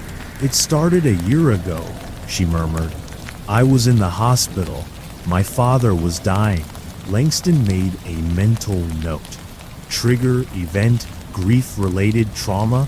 Go on," he urged. "I was holding his hand," she continued, her voice distant. "He kept staring at the corner of the room, like he saw something I couldn't. And then he said it wasn't fair, that it was too soon." Langston leaned closer. "What wasn't fair, Martha? What did he mean?" She paused, her brow furrowing. "I don't know." He looked at me, and then he said, "They're coming for you instead." The room felt colder. Langston's pen hesitated over the page. What happened next? My father passed, Martha said, her voice trembling. And that night, the dream started. The first dream, Langston's voice softened. Describe the dream. Where were you? There was a forest, she said, her tone almost hypnotic. The trees were black, like they'd been burned. I was running, but I didn't know why. The air was so thick, I could barely breathe. What were you running from? Langston asked. The shadows, Martha whispered. They were everywhere, closing in. And then I saw it. A man lying on the ground. He was injured, dying. I knelt beside him, and he grabbed my hand. He said, "Don't trust them." Who was he? Langston pressed. I don't know, Martha said, her voice breaking. But he felt familiar, like I'd known him my whole life. Langston's pen scratched against the notepad. Recurring themes, death, shadows, warnings. What happened after that? Martha's breathing quickened. I looked up, and the shadows were gone. But something else was there. A woman in white. She touched my shoulder and said, "It's not over." Langston frowned. Did she explain what she meant? No, Martha said. I woke up before she could, but I've seen her in other dreams. Really? Always watching, always waiting. Historical connections? Langston decided to shift the focus. Martha, you mentioned remembering other lives. Can you describe one? Her brow furrowed. There's one that feels clearer than the others. I was a young woman living in Paris. It was the 17s. I worked in a bakery. What was your name? Annette, Martha said, her voice certain. Langston scribbled down the name. And what happened to Annette? She was accused of theft, Martha said, her voice thick with emotion. She didn't do it, but they arrested her anyway. They executed her in the square. Langston froze. Executed? Martha nodded. The guillotine. He hesitated before asking, have you verified any of this? Researched the details?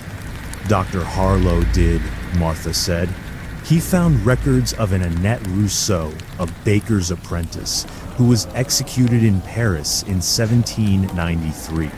The details matched my dreams exactly. Langston's pen stilled. He had no rational explanation for how she could know such specific. The shadow's presence. As the session continued, Martha's tension grew. Her hands gripped the arms of the chair, her breathing shallow. Martha, Langston said gently, what's wrong?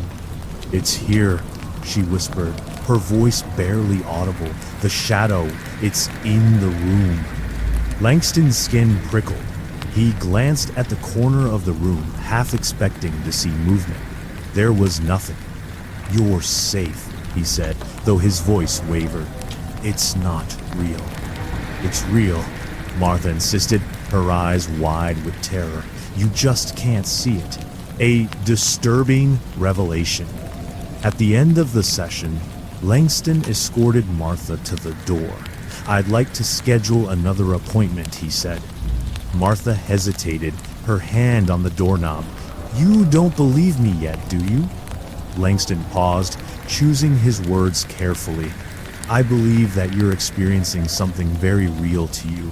My goal is to help you understand it. She nodded, her expression unreadable. I hope you're ready, Dr. Langston, because it's only going to get worse. Cliffhanger. After Martha left, Langston sat at his desk, staring at her notebook. He flipped through the pages, pausing at a sketch of the woman in white. Her face was serene, but her eyes seemed to follow him. As he closed the notebook, a faint whisper echoed through the room. It's not over. Langston froze, his heart racing. He glanced around the empty office, the shadows in the corners seeming darker than before. The skeptic cracks. Dr. Langston sat in his dimly lit office long after Martha's session ended. the notebook still lying closed on his desk. The faint hum of the fluorescent light above seemed louder in the silence, a static buzz that mirrored the unease growing in his chest. Langston prided himself on being a rational man. Science, logic, and empirical evidence had always been his guideposts. Yet, as he replayed Martha's words and flipped through the detailed sketches in her notebook, the firm foundation of his skepticism began to erode. The woman in white, the guillotine, the shadows. He opened the notebook again, his fingers tracing the intricate drawings. One page caught his attention, a sprawling forest of blackened trees, their branches twisted like skeletal fingers. Beneath the sketch, Martha had written a single word, ash wood. Langston frowned. Ash wood. It felt familiar, though he couldn't explain why. A search for answers? That night, Langston decided to set aside his doubts and research Martha's claims. He pulled out his laptop, the soft glow of the screen illuminating his furrowed brow. He started with the most tangible detail, Annette Rousseau. Executed in 1793, Martha had said, a baker's apprentice in Paris. Typing the name into a historical database, Langston didn't expect to find much. Regression therapy patients often fabricated elaborate but unverifiable stories, their minds piecing together fragments of historical knowledge gleaned from books or media. But when the search results appeared, his heart skipped a beat. There she was, Annette Rousseau, listed in court records from 1793. The charges matched Martha's account exactly. Theft of bread from her employer's bakery, executed by guillotine. Langston stared at the screen, his mouth dry. It wasn't definitive proof. Martha could have stumbled across the name somewhere, but the specificity of her details unnerved him. He leaned back in his chair, rubbing his temples.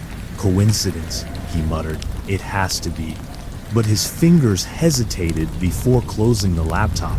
The Ashwood connection. Unable to shake his curiosity, Langston turned to the sketch labeled Ashwood. He searched for any references to the name, half expecting nothing to come up. Instead, he found a disturbing local legend. Ashwood was the name of a forest in upstate New York, notorious for its dark history. In the late 19th century, a series of grisly murders had occurred there. Victims were found in a clearing, their bodies arranged in ritualistic patterns. The killer was never identified, and locals claimed the forest was cursed. Langston's eyes narrowed as he scrolled through an article describing the site. One detail made his stomach twist. Several witnesses over the years had reported seeing shadowy figures among the trees, watching silently before vanishing. He closed the laptop abruptly, the air in his office suddenly feeling too heavy. A troubling encounter. The next day, Langston walked into his office with the intention of questioning Martha further. He needed to know how she had come across these details. Details that were far too specific for coincidence. But as he entered the waiting area, he found Martha slumped in a chair, her face pale and her hands shaking. "Martha?" he said, alarmed. She looked up, her eyes wide and bloodshot. "It followed me here." Langston froze. "What followed you?" "The shadow," she whispered. "I saw it outside my window last night. It's not just in my dreams anymore, it's real." Her words sent a shiver down his spine, but he forced himself to maintain his composure. "Come inside. Let's talk about this." A fractured narrative. Once inside his office, Martha struggled to explain what had happened. Her voice was disjointed, her sentences broken by gasps of fear. "I woke up around midnight," she said. "There was a sound outside, like breathing, but it wasn't human." "What do you mean?" Langston asked, trying to keep his tone neutral. "It was heavy, like an animal, but slower. And when I looked out the window, she trailed off, her hands gripping the arms of the chair. It was there, the shadow, just standing there, watching me. Langston's pen stilled. Are you sure it wasn't a trick of the light? Shadows can play tricks on the mind in the dark. No, Martha said firmly. It wasn't a shadow cast by something. It was the shadow. A growing doubt. After the session, Langston found himself pacing the office. Martha's fear was genuine, that much was clear. But was it founded in reality? Or was it the manifestation of a deeply rooted psychological condition? He thought of the Ashwood legend, of Annette Rousseau, of the shadows Martha described. The logical part of his mind screamed for him to dismiss it all as coincidence. But the gnawing doubt in his gut refused to let him go. Later that evening, he locked the office and stepped out into the parking lot. The sun had set, and the lot was bathed in the dim orange glow of a flickering streetlight.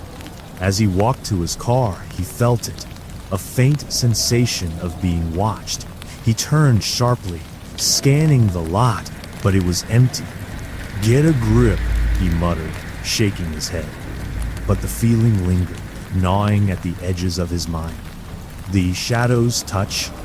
That night, Langston lay in bed, staring at the ceiling. Sleep eluded him, his thoughts swirling with Martha's words and the inexplicable findings of his research. When he finally drifted off, the dream came swiftly. He was in a forest, the air thick and oppressive. The trees were blackened and twisted, their branches reaching out like claws. A faint whisper filled the air, growing louder with each step he took. "Stay. Feed."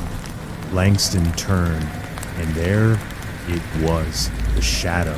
It loomed at the edge of his vision, its form shifting and undulating like smoke.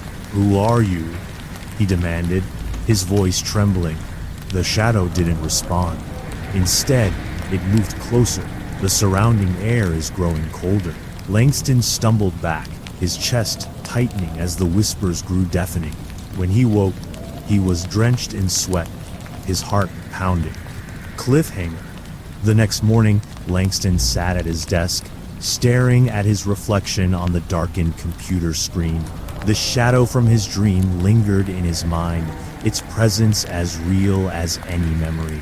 As he reached for the notebook to review Martha's sketches again, a soft, almost imperceptible whisper brushed against his ear. "You're next?" Langston froze, the notebook slipping from his hands. The haunting of memory. The glow of the morning sun streaming through his office window did little to dispel the unease clinging to Dr. Langston. He sat at his desk, staring at the notebook Martha had left behind. Its leather cover looked innocuous enough, but he now regarded it as though it were a venomous creature. Martha's voice replayed in his mind, soft and trembling. "It's not just in my dreams anymore." And the whisper he'd heard last night, could it have been real? His rational mind dismissed the possibility, chalking it up to exhaustion and suggestibility. But the vividness of the dream, the cold touch of the shadow's presence, it lingered. Langston took a deep breath and opened the notebook. The past comes alive. He flipped to a new page, one he hadn't examined before. The sketch depicted a stone well, surrounded by a barren landscape. The detail was meticulous, from the crumbling bricks of the well to the skeletal remains scattered around it. Beneath the drawing, Martha had written, "Spain, 1486. Langston's pulse quickened. He recalled a footnote he'd stumbled upon during his research, an account of a remote village in Spain wiped out during the late 15th century. The villagers had succumbed to an unknown illness, their bodies found arranged in a circle around the village well. He opened his laptop and began searching. Moments later, an image appeared on his screen. a historical illustration of the village ruins, including the infamous well. It was identical to Martha's sketch. Langston's chest tightened. How could she have known about this? The well wasn't famous. It wasn't the kind of historical detail one would encounter in a casual reading. Martha's second session. Determined to get answers, Langston called Martha in for another session. She arrived looking even more haggard than before, her hands shaking as she clutched a steaming cup of coffee. "It's getting worse," she said as she sat down, her voice trembling. Langston leaned forward. "Tell me what's happening." "The dreams," she said, her gaze darting to the corners of the room. "They're not just dreaming anymore. I wake up, and I can still hear the whispers. I can feel them watching me." "Watching you?" Langston prompted, his voice steady, despite the chill creeping up his spine. Martha nodded. "The shadows. They're everywhere. I see them at the edge of my vision. I feel them when I'm alone, and they know." "They know what?" Langston asked. "That you're trying to help me," she said, her eyes locking onto his. "They don't like it. The unwelcome guest." Langston guided her into a relaxed state, beginning another visualization exercise. "I want you to return to one of the memories from your dream," he said. "Choose one where the shadows were present." Martha's breathing slowed as she slipped into a trance. "I'm back at the well," she murmured. Langston's pen hovered over his notepad. "The well in Spain?" "Yes," she said, her voice distant. "The villagers are there. They're all dead, lying in a circle around the well, and I'm standing in the center, holding a torch." "What are you doing with the torch?" "I'm trying to keep them away," she said, her brow furrowing. "The shadows, they're circling, trying to reach me." "Why are they trying to reach you?" Langston asked. "Because they want to finish what they started," Martha whispered. Langston's pen trembled. "Started? What do you mean?" Martha's face contorted with fear. "They caused the sickness. They've been following me ever since, life after life. I don't know why." Before Langston could ask another question, Martha's body stiffened. Her eyes flew open, wide and unblinking. "They're here," she said, her voice hollow. "The intrusion." Langston glanced around the room, his heart pounding. The light overhead flickered, and for a moment he thought he saw something, a faint ripple in the air, like heat rising from asphalt. "Martha," he said, his voice firm. "What do you see?" "There in the corner," she whispered, her eyes fixed on a shadowy patch near the bookshelf. "They're watching you now." Langston felt the temperature drop. His breath misted in the air, and the faint scent of burnt wood filled the room. He fought the urge to look at the corner, focusing instead on Martha. "They can't hurt you," he said, though he wasn't sure if he believed it. Martha's gaze didn't waver. "They don't need to. They just need you to see them." The connection deepens. After the session, Langston sat alone in his office, the notebook open in front of him. His mind raced with questions. Why was he starting to feel the same things Martha described? The cold, the whispers, the sense of being watched. Had her fear somehow infected him? Or was there something real, something beyond his understanding? He flipped through the notebook again, stopping at a page he hadn't noticed before.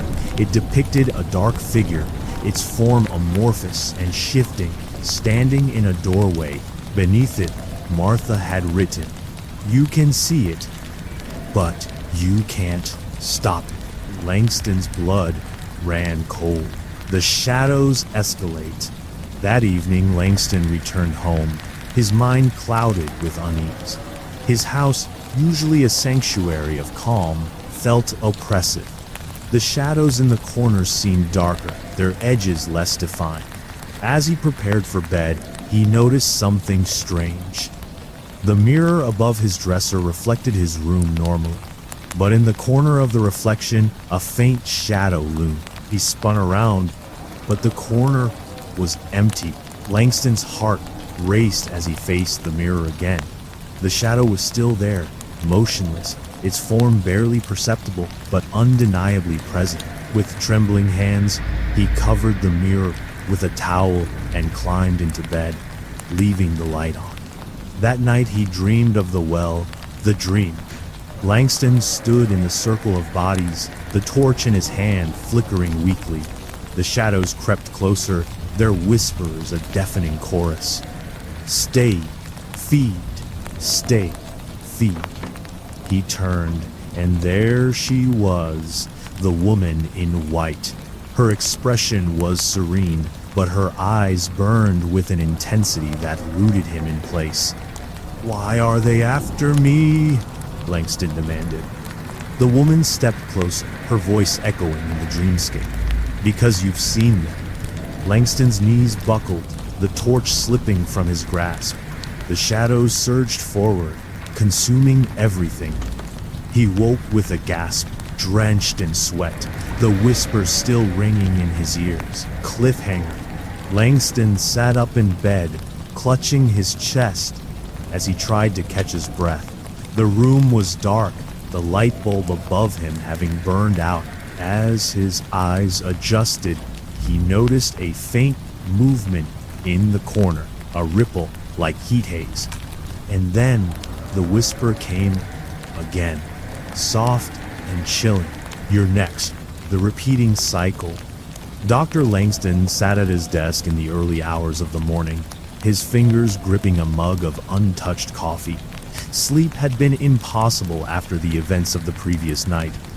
The whispers, the shadows, the dream of the well, they felt too real to dismiss as mere products of stress or suggestion. He opened Martha's notebook once more, the leather cover creaking faintly. This time, he didn't skim the pages but studied them carefully, as though they held the key to the unease gnawing at his sanity. One page caught his eye, a detailed sketch of a circular symbol, intricate and geometric, its edges lined with strange markings. Beneath the symbol, Martha had scrawled, "The mark of the Watchers." Langston leaned back, his mind racing. He had seen this symbol before, but he couldn't place where. A pattern emerges. Determined to find answers, Langston dove into his research, combing through historical archives and obscure texts.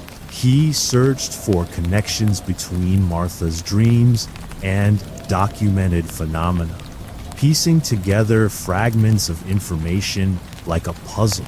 What he found sent chills down his spine. The symbol Martha had drawn appeared in multiple contexts, spanning centuries and continents. It was found etched into stones in ancient burial sites, painted onto the walls of medieval catacombs, and even scratched into the beams of an abandoned cabin in 19th century America. In each instance, the symbol was linked to death, disappearance, or inexplicable events. Witnesses spoke of shadowy figures, chilling whispers, and a pervasive sense of being watched. Langston's skepticism faltered further. Could Martha's visions be tapping into something real, something that had haunted humanity for centuries? Martha's third session.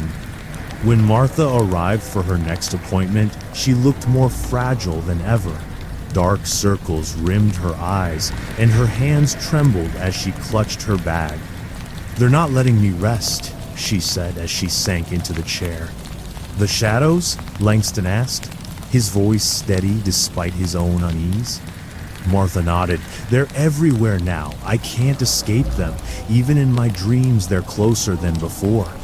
Langston hesitated before asking, "Have you noticed anything recurring in your dreams? Something that ties them together?" Martha frowned, her brow furrowing in thought. "Yes, there's always a moment when I feel like I've been there before, like I'm reliving the same thing over and over." Langston leaned forward. What do you mean? She glanced at the notebook on his desk. It's hard to explain, but the lives, the deaths, they're not random. They're connected, like pieces of the same story. What connects them? Langston pressed. Martha's voice dropped to a whisper. The shadows, they're always there, waiting for me. A haunting realization. After the session, Langston returned to his research. He mapped out Martha's past life memories as she had described them. The baker in Paris, the torchbearer at the Spanish well, the villager fleeing Ashwood Forest. As he connected the dots, a chilling pattern emerged. In each life, Martha, or someone resembling her, had encountered the shadows. They were always there, lurking at the edges, their presence heralding tragedy and death.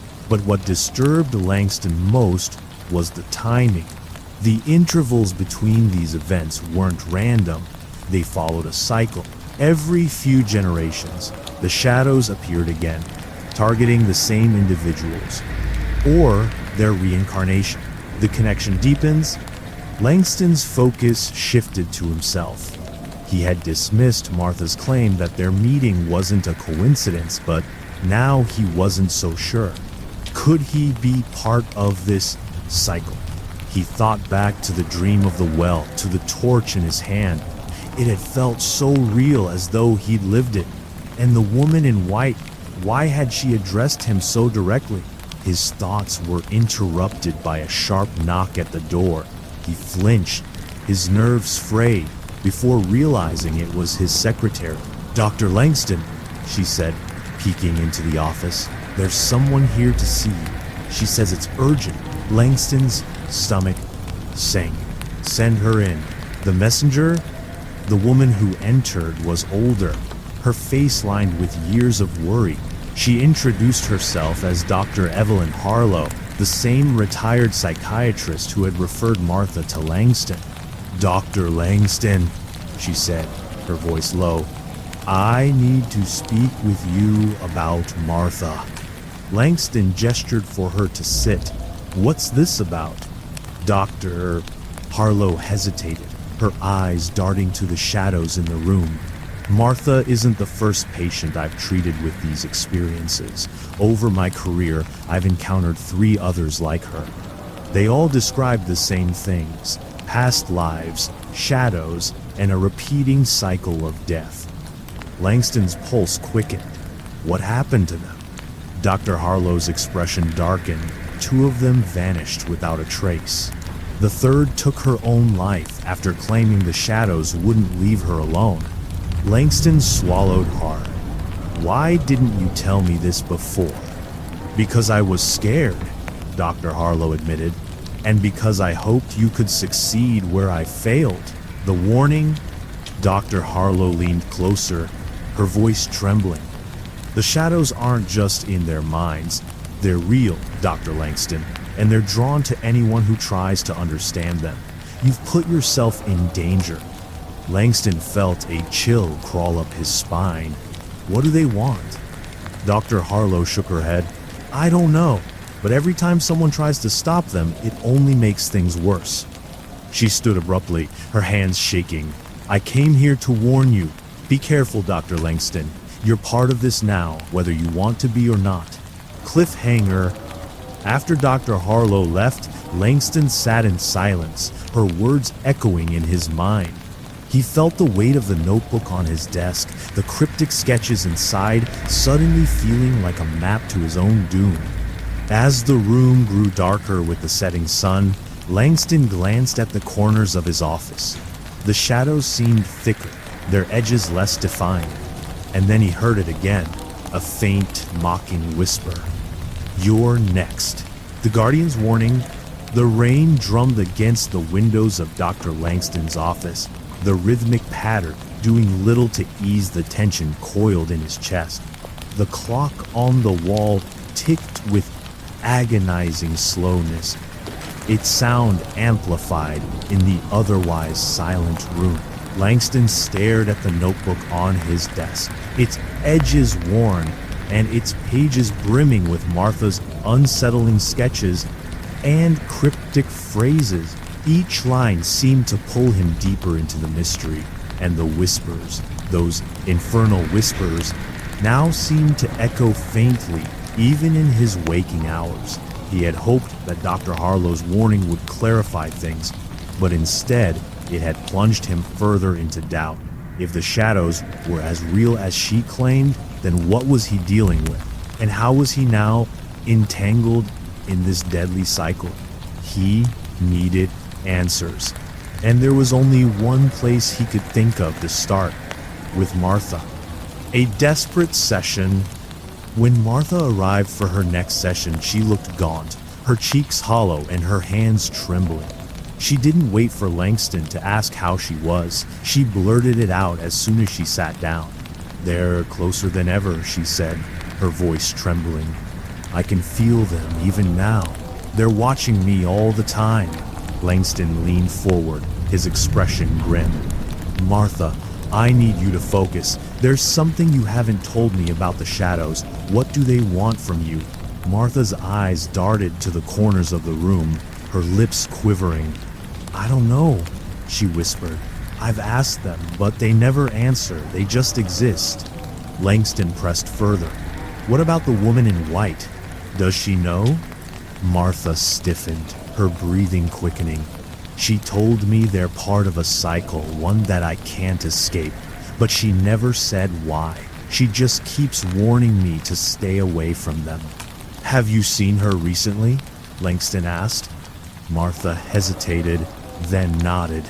"Yes, last night in my dream," she said. Martha's voice broke. "She said the shadows have found someone else." Langston's chest tightened. "Who?" Martha's gaze met his, her eyes wide with fear. "You." The voice from the void. Langston swallowed hard, his mouth dry.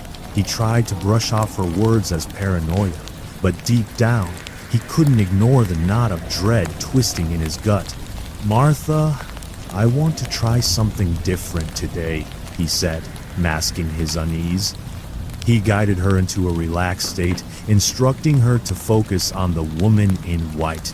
"Ask her to explain what's happening," he said softly. Martha's breathing slowed, her face relaxing as she slipped into a trance. The room grew eerily quiet, the hum of the overhead light fading into the background. "I see her," Martha murmured. "Where is she?" Langston asked. "She's standing in the forest," Martha said, her voice distant. "The one with the black trees. She's looking at me, but she's not speaking." "Ask her what the shadows are," Langston urged. Martha's brow furrowed, and then her lips began to move. But it wasn't her voice that came out.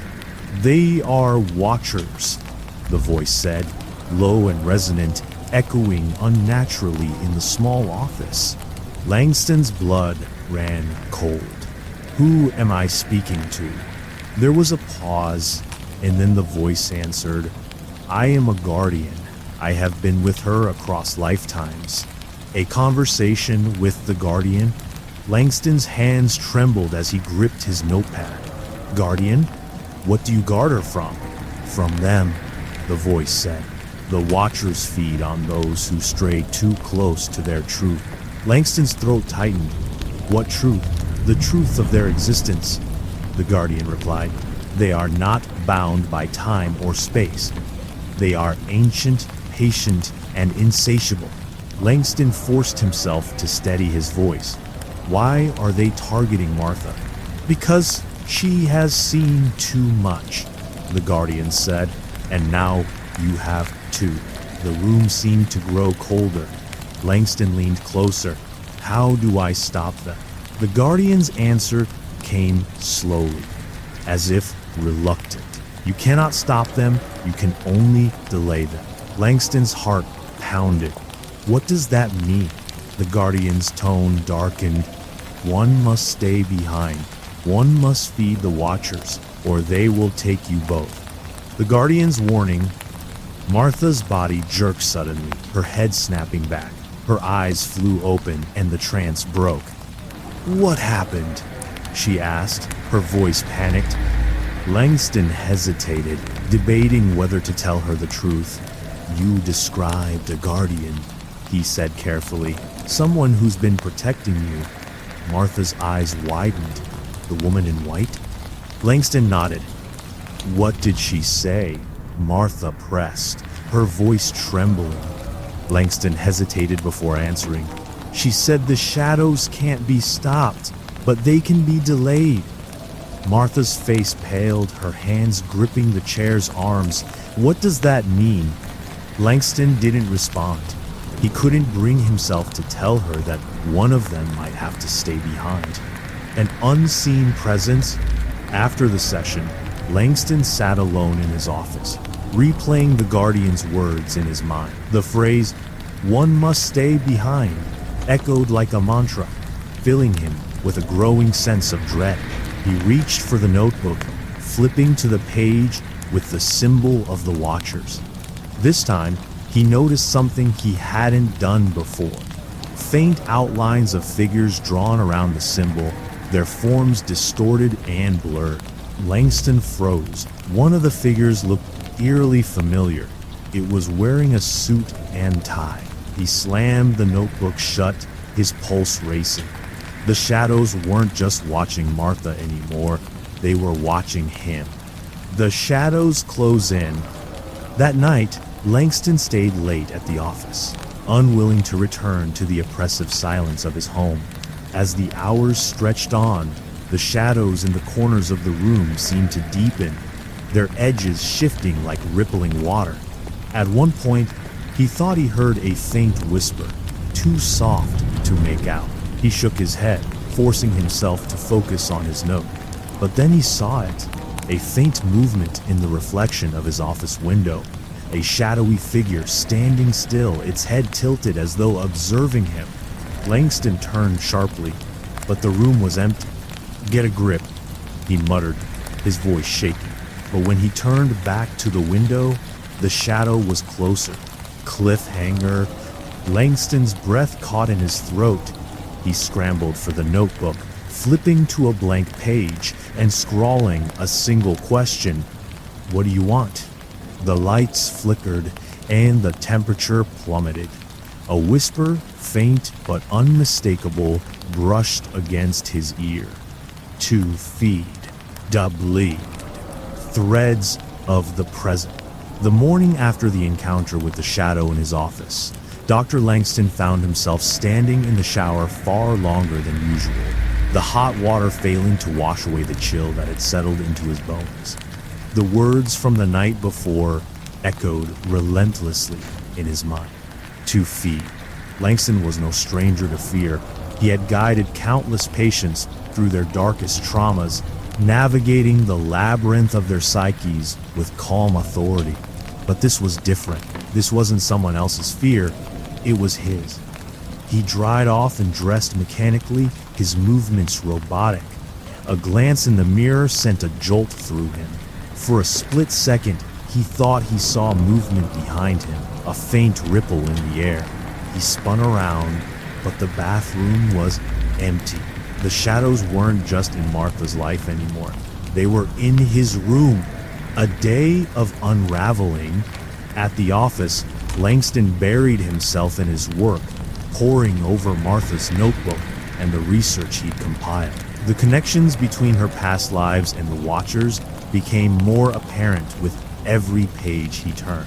In each life, Martha had encountered the shadows during pivotal moments: a betrayal in 15th century Spain, an execution in 18th century France, and a harrowing flight through the cursed Ashwood Forest. The patterns were undeniable, an intricate web woven across centuries, with the Watchers at its center. But Langston began to notice something even more unsettling: connections between Martha's lives and his own. A shared history.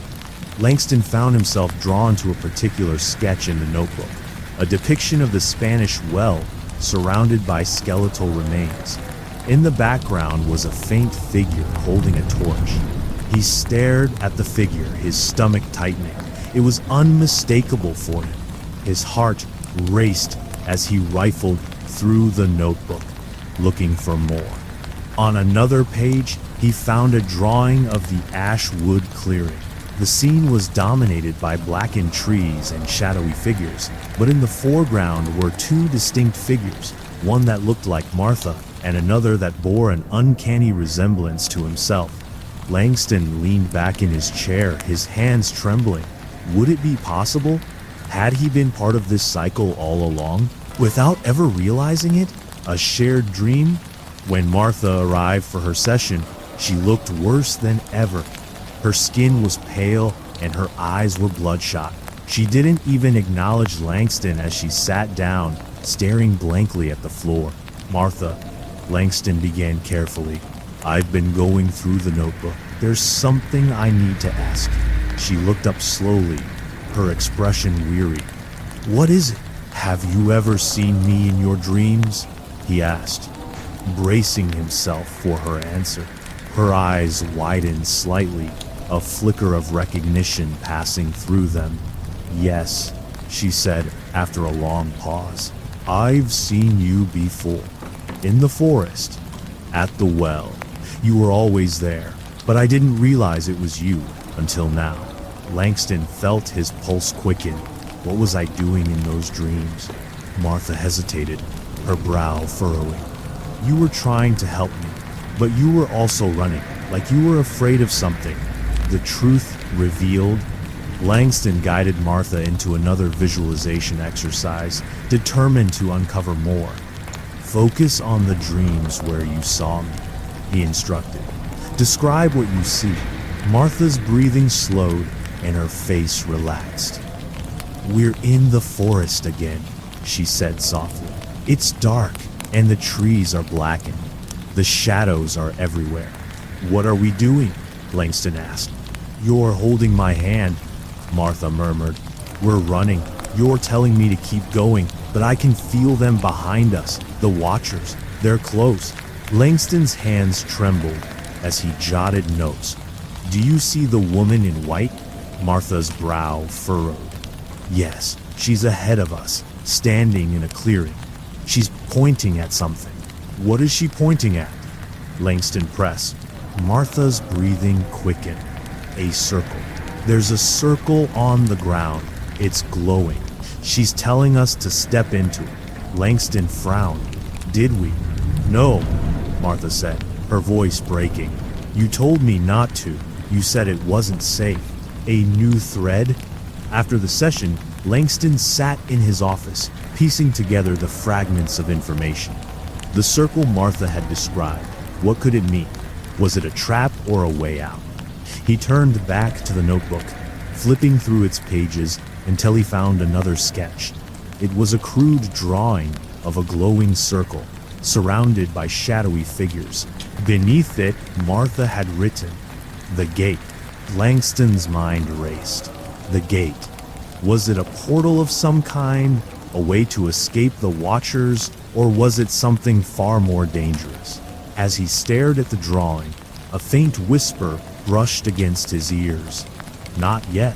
Langston froze, his breath catching in his throat.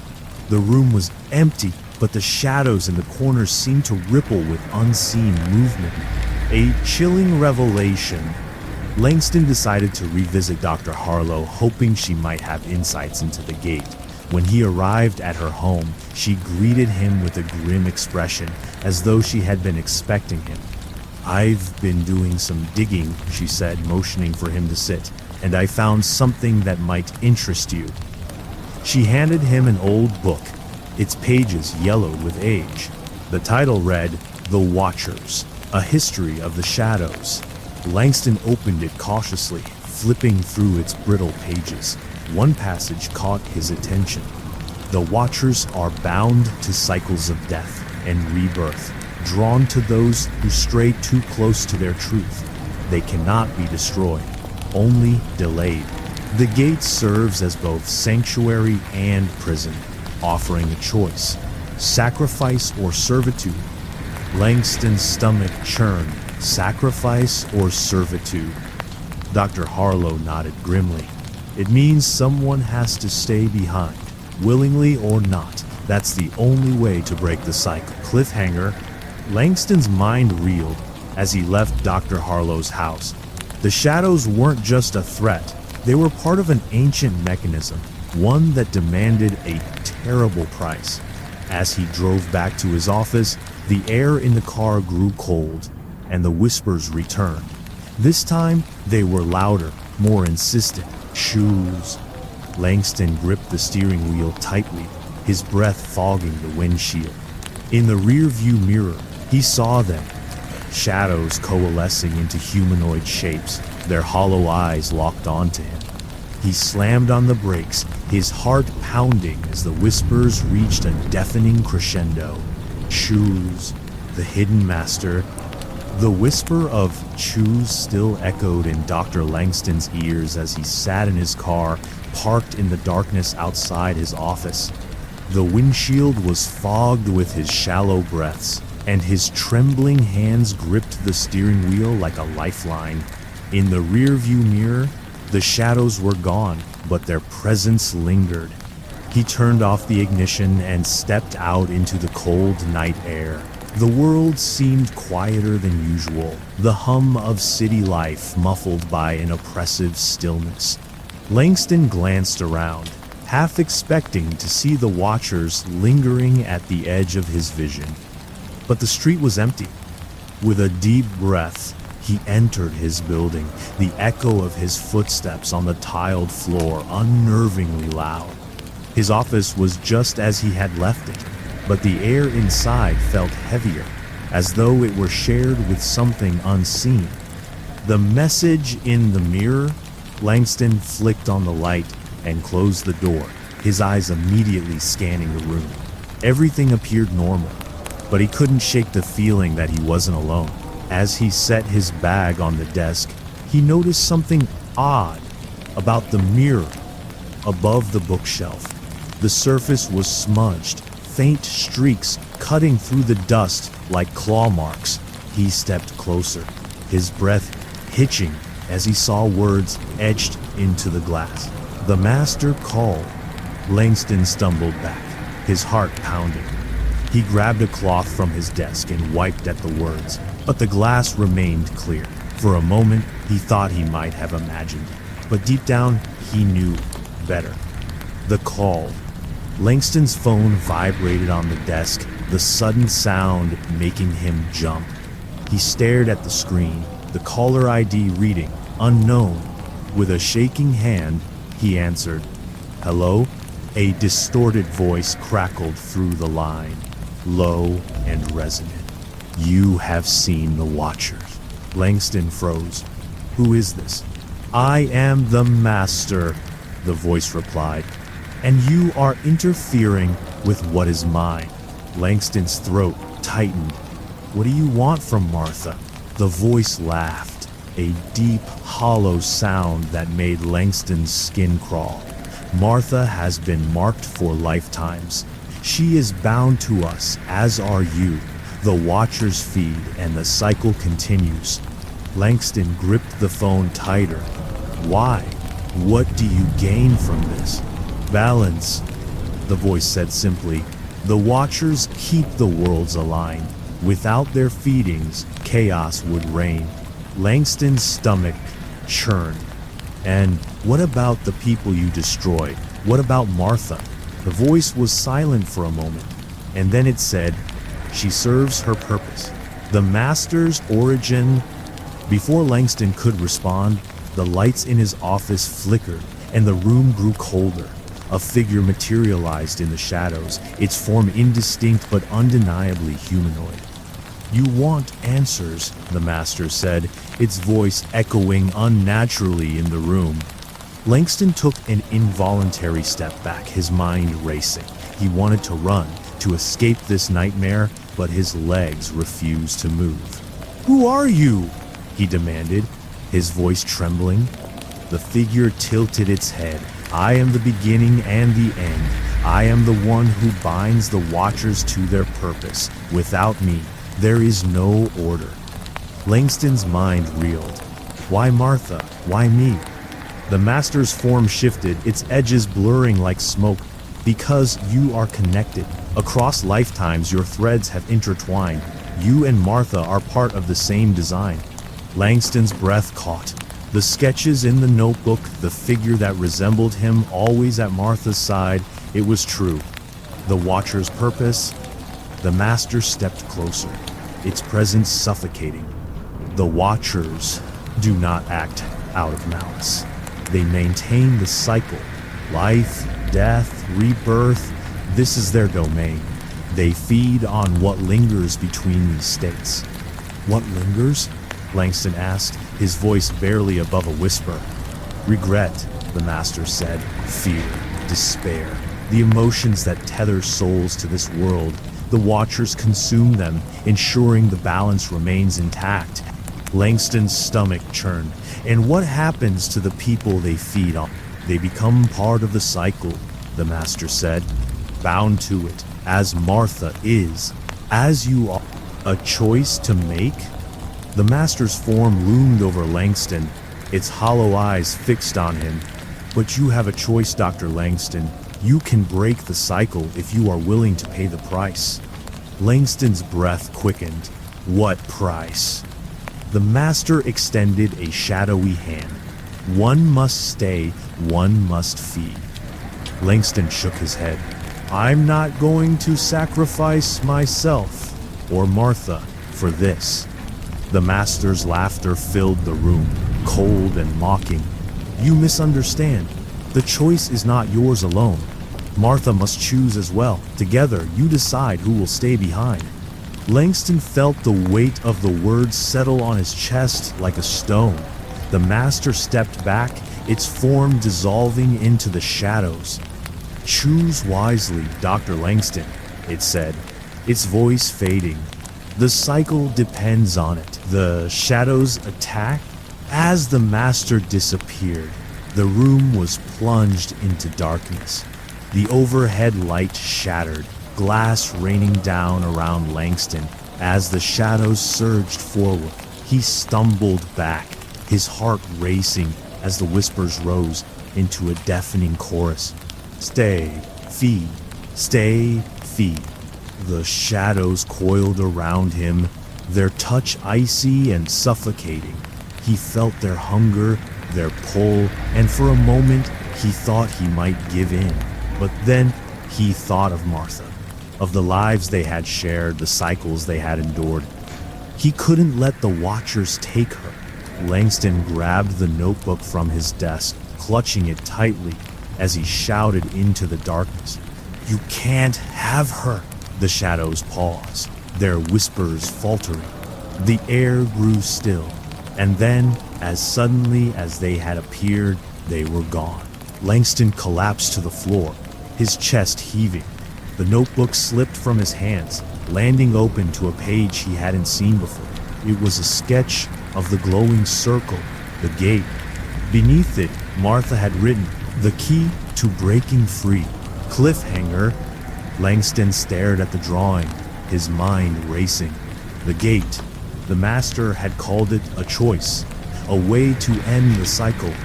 But was it a trap? The whispers returned, faint but insistent. Choose. Langston's hands trembled as he picked up the notebook. He had to find Martha. Together, they would face the Watchers and the Master one last time. A test of faith.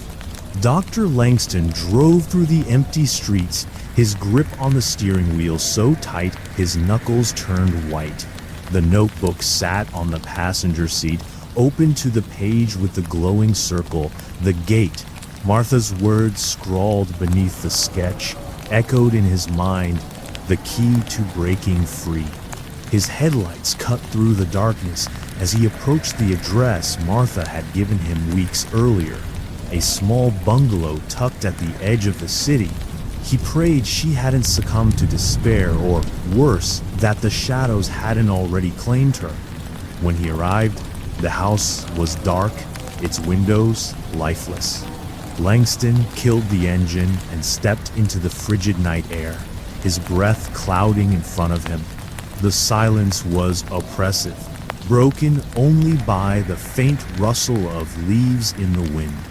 He knocked on the door, his heart pounding. Martha? No response. Langston knocked again, harder this time. Martha, it's me, Langston. Open the door. A shadow flickered in the window, and the door creaked open.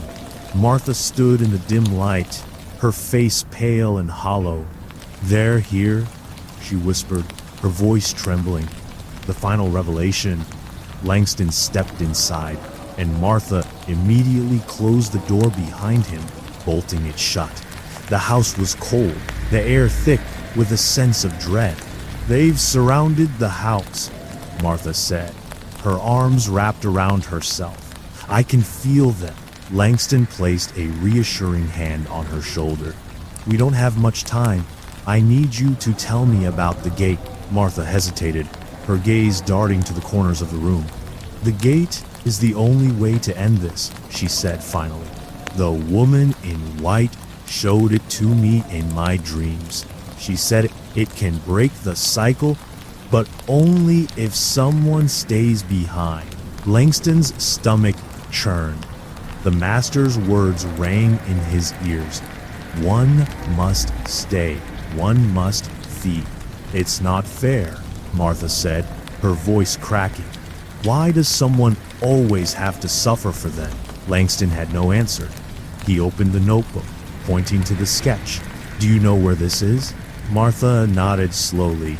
"It's in the forest, the one from my dreams. The gate is real, Dr. Langston. I've seen it. The journey to the gate." Langston and Martha set out together, the notebook clutched tightly in his hands. Martha guided him to the forest's edge, her steps hesitant, as though she expected the watchers to emerge at any moment. The blackened trees loomed ahead, their skeletal branches twisting upward like frozen screams. Langston's flashlight cut through the darkness, the beam wavering as the wind howled around them. As they ventured deeper, the air grew colder, and the shadows seemed to thicken, their forms shifting at the edges of their vision. The whispers returned, faint and mocking. "Stay, feed, stay, feed." Langston glanced at Martha, whose face was taut with fear. "We're close, aren't we?" She nodded. "I can feel it." The gate revealed. The forest opened into a clearing, its center dominated by the glowing circle from Martha's sketch. The light emanating from it pulsed faintly, casting eerie shadows across the blackened ground. Langston approached cautiously, the whispers growing louder with every step. The air around the gate was electric, vibrating with a presence that made his skin crawl. "This is it," Martha said, her voice barely audible. Langston turned to her. "Do you trust it?" She hesitated. "I don't know, but the woman in white said it's the only way." The shadows began to close in, their forms coalescing at the edges of the clearing. Langston felt their hunger, their need pressing against him like a physical force. The gate pulsed brighter, and a figure stepped forward from its glow. It was the woman in white, her expression serene yet sorrowful. "You have come," she said, her voice soft but resonant. The woman in white speaks. Langston stepped closer. "What is this place? What is the gate?" The woman in white turned her gaze to him. "It is a point of balance, a nexus between worlds. The Watchers are bound to it, feeding on the energy of those who stray too close." Langston clenched his fists. "And what about us?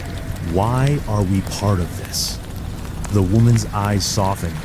"You and Martha are part of the cycle because you have always chosen to resist. Across lifetimes you have defied the Watchers, delaying their purpose. Now you must decide.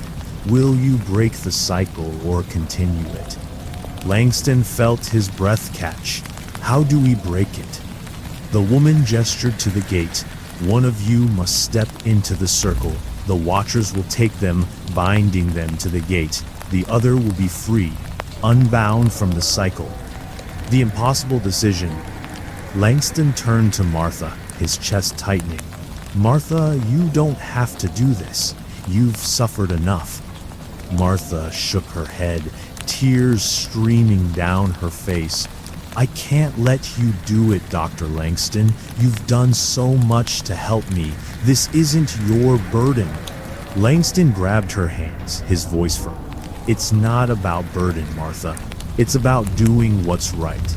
I've seen enough to know that I can't let them take you. The whispers grew louder, the shadows inching closer. The Watchers were waiting. The woman in white watched silently as Langston and Martha argued, her expression unreadable. Finally, Martha stepped back, her shoulders trembling. No, she said softly, this ends with me. Langston moved to stop her, but the shadows surged forward, their whispers rising into a deafening roar. Stay, feed, stay, feed. The sacrifice. Martha stepped into the circle, her body bathed in its glow. The Watchers descended upon her, their forms twisting and writhing as they enveloped her. She cried out, her voice echoing in the clearing, but she didn't stop. Langston watched helplessly, tears streaming down his face. Martha! The light from the gate grew blinding, forcing him to shield his eyes. When it faded, the shadows were gone, and the clearing was silent. Martha was nowhere to be seen. The aftermath. Langston stood alone in the clearing, his chest heaving. The gate was dark now, its glow extinguished. The air felt lighter, the oppressive weight of the Watchers gone. The woman in white appeared beside him, her gaze soft. She has freed you, she said. The cycle is broken for now. Langston turned to her, his voice breaking. Why did it have to be this way? The woman placed a hand on his shoulder. Balance demands sacrifice, but her choice has given you a chance to live. Langston stared at the darkened gate, his heart heavy. And what happens to her? The woman's expression turned distant. She becomes part of the Watchers, bound to the gate until the next cycle begins. Cliffhanger ending. As Langston left the clearing and returned to his life, the whispers faded, replaced by an uneasy silence. But deep in the forest, the gate pulsed faintly once more, its light flickering like a heartbeat. And somewhere in the darkness, the Watchers stirred.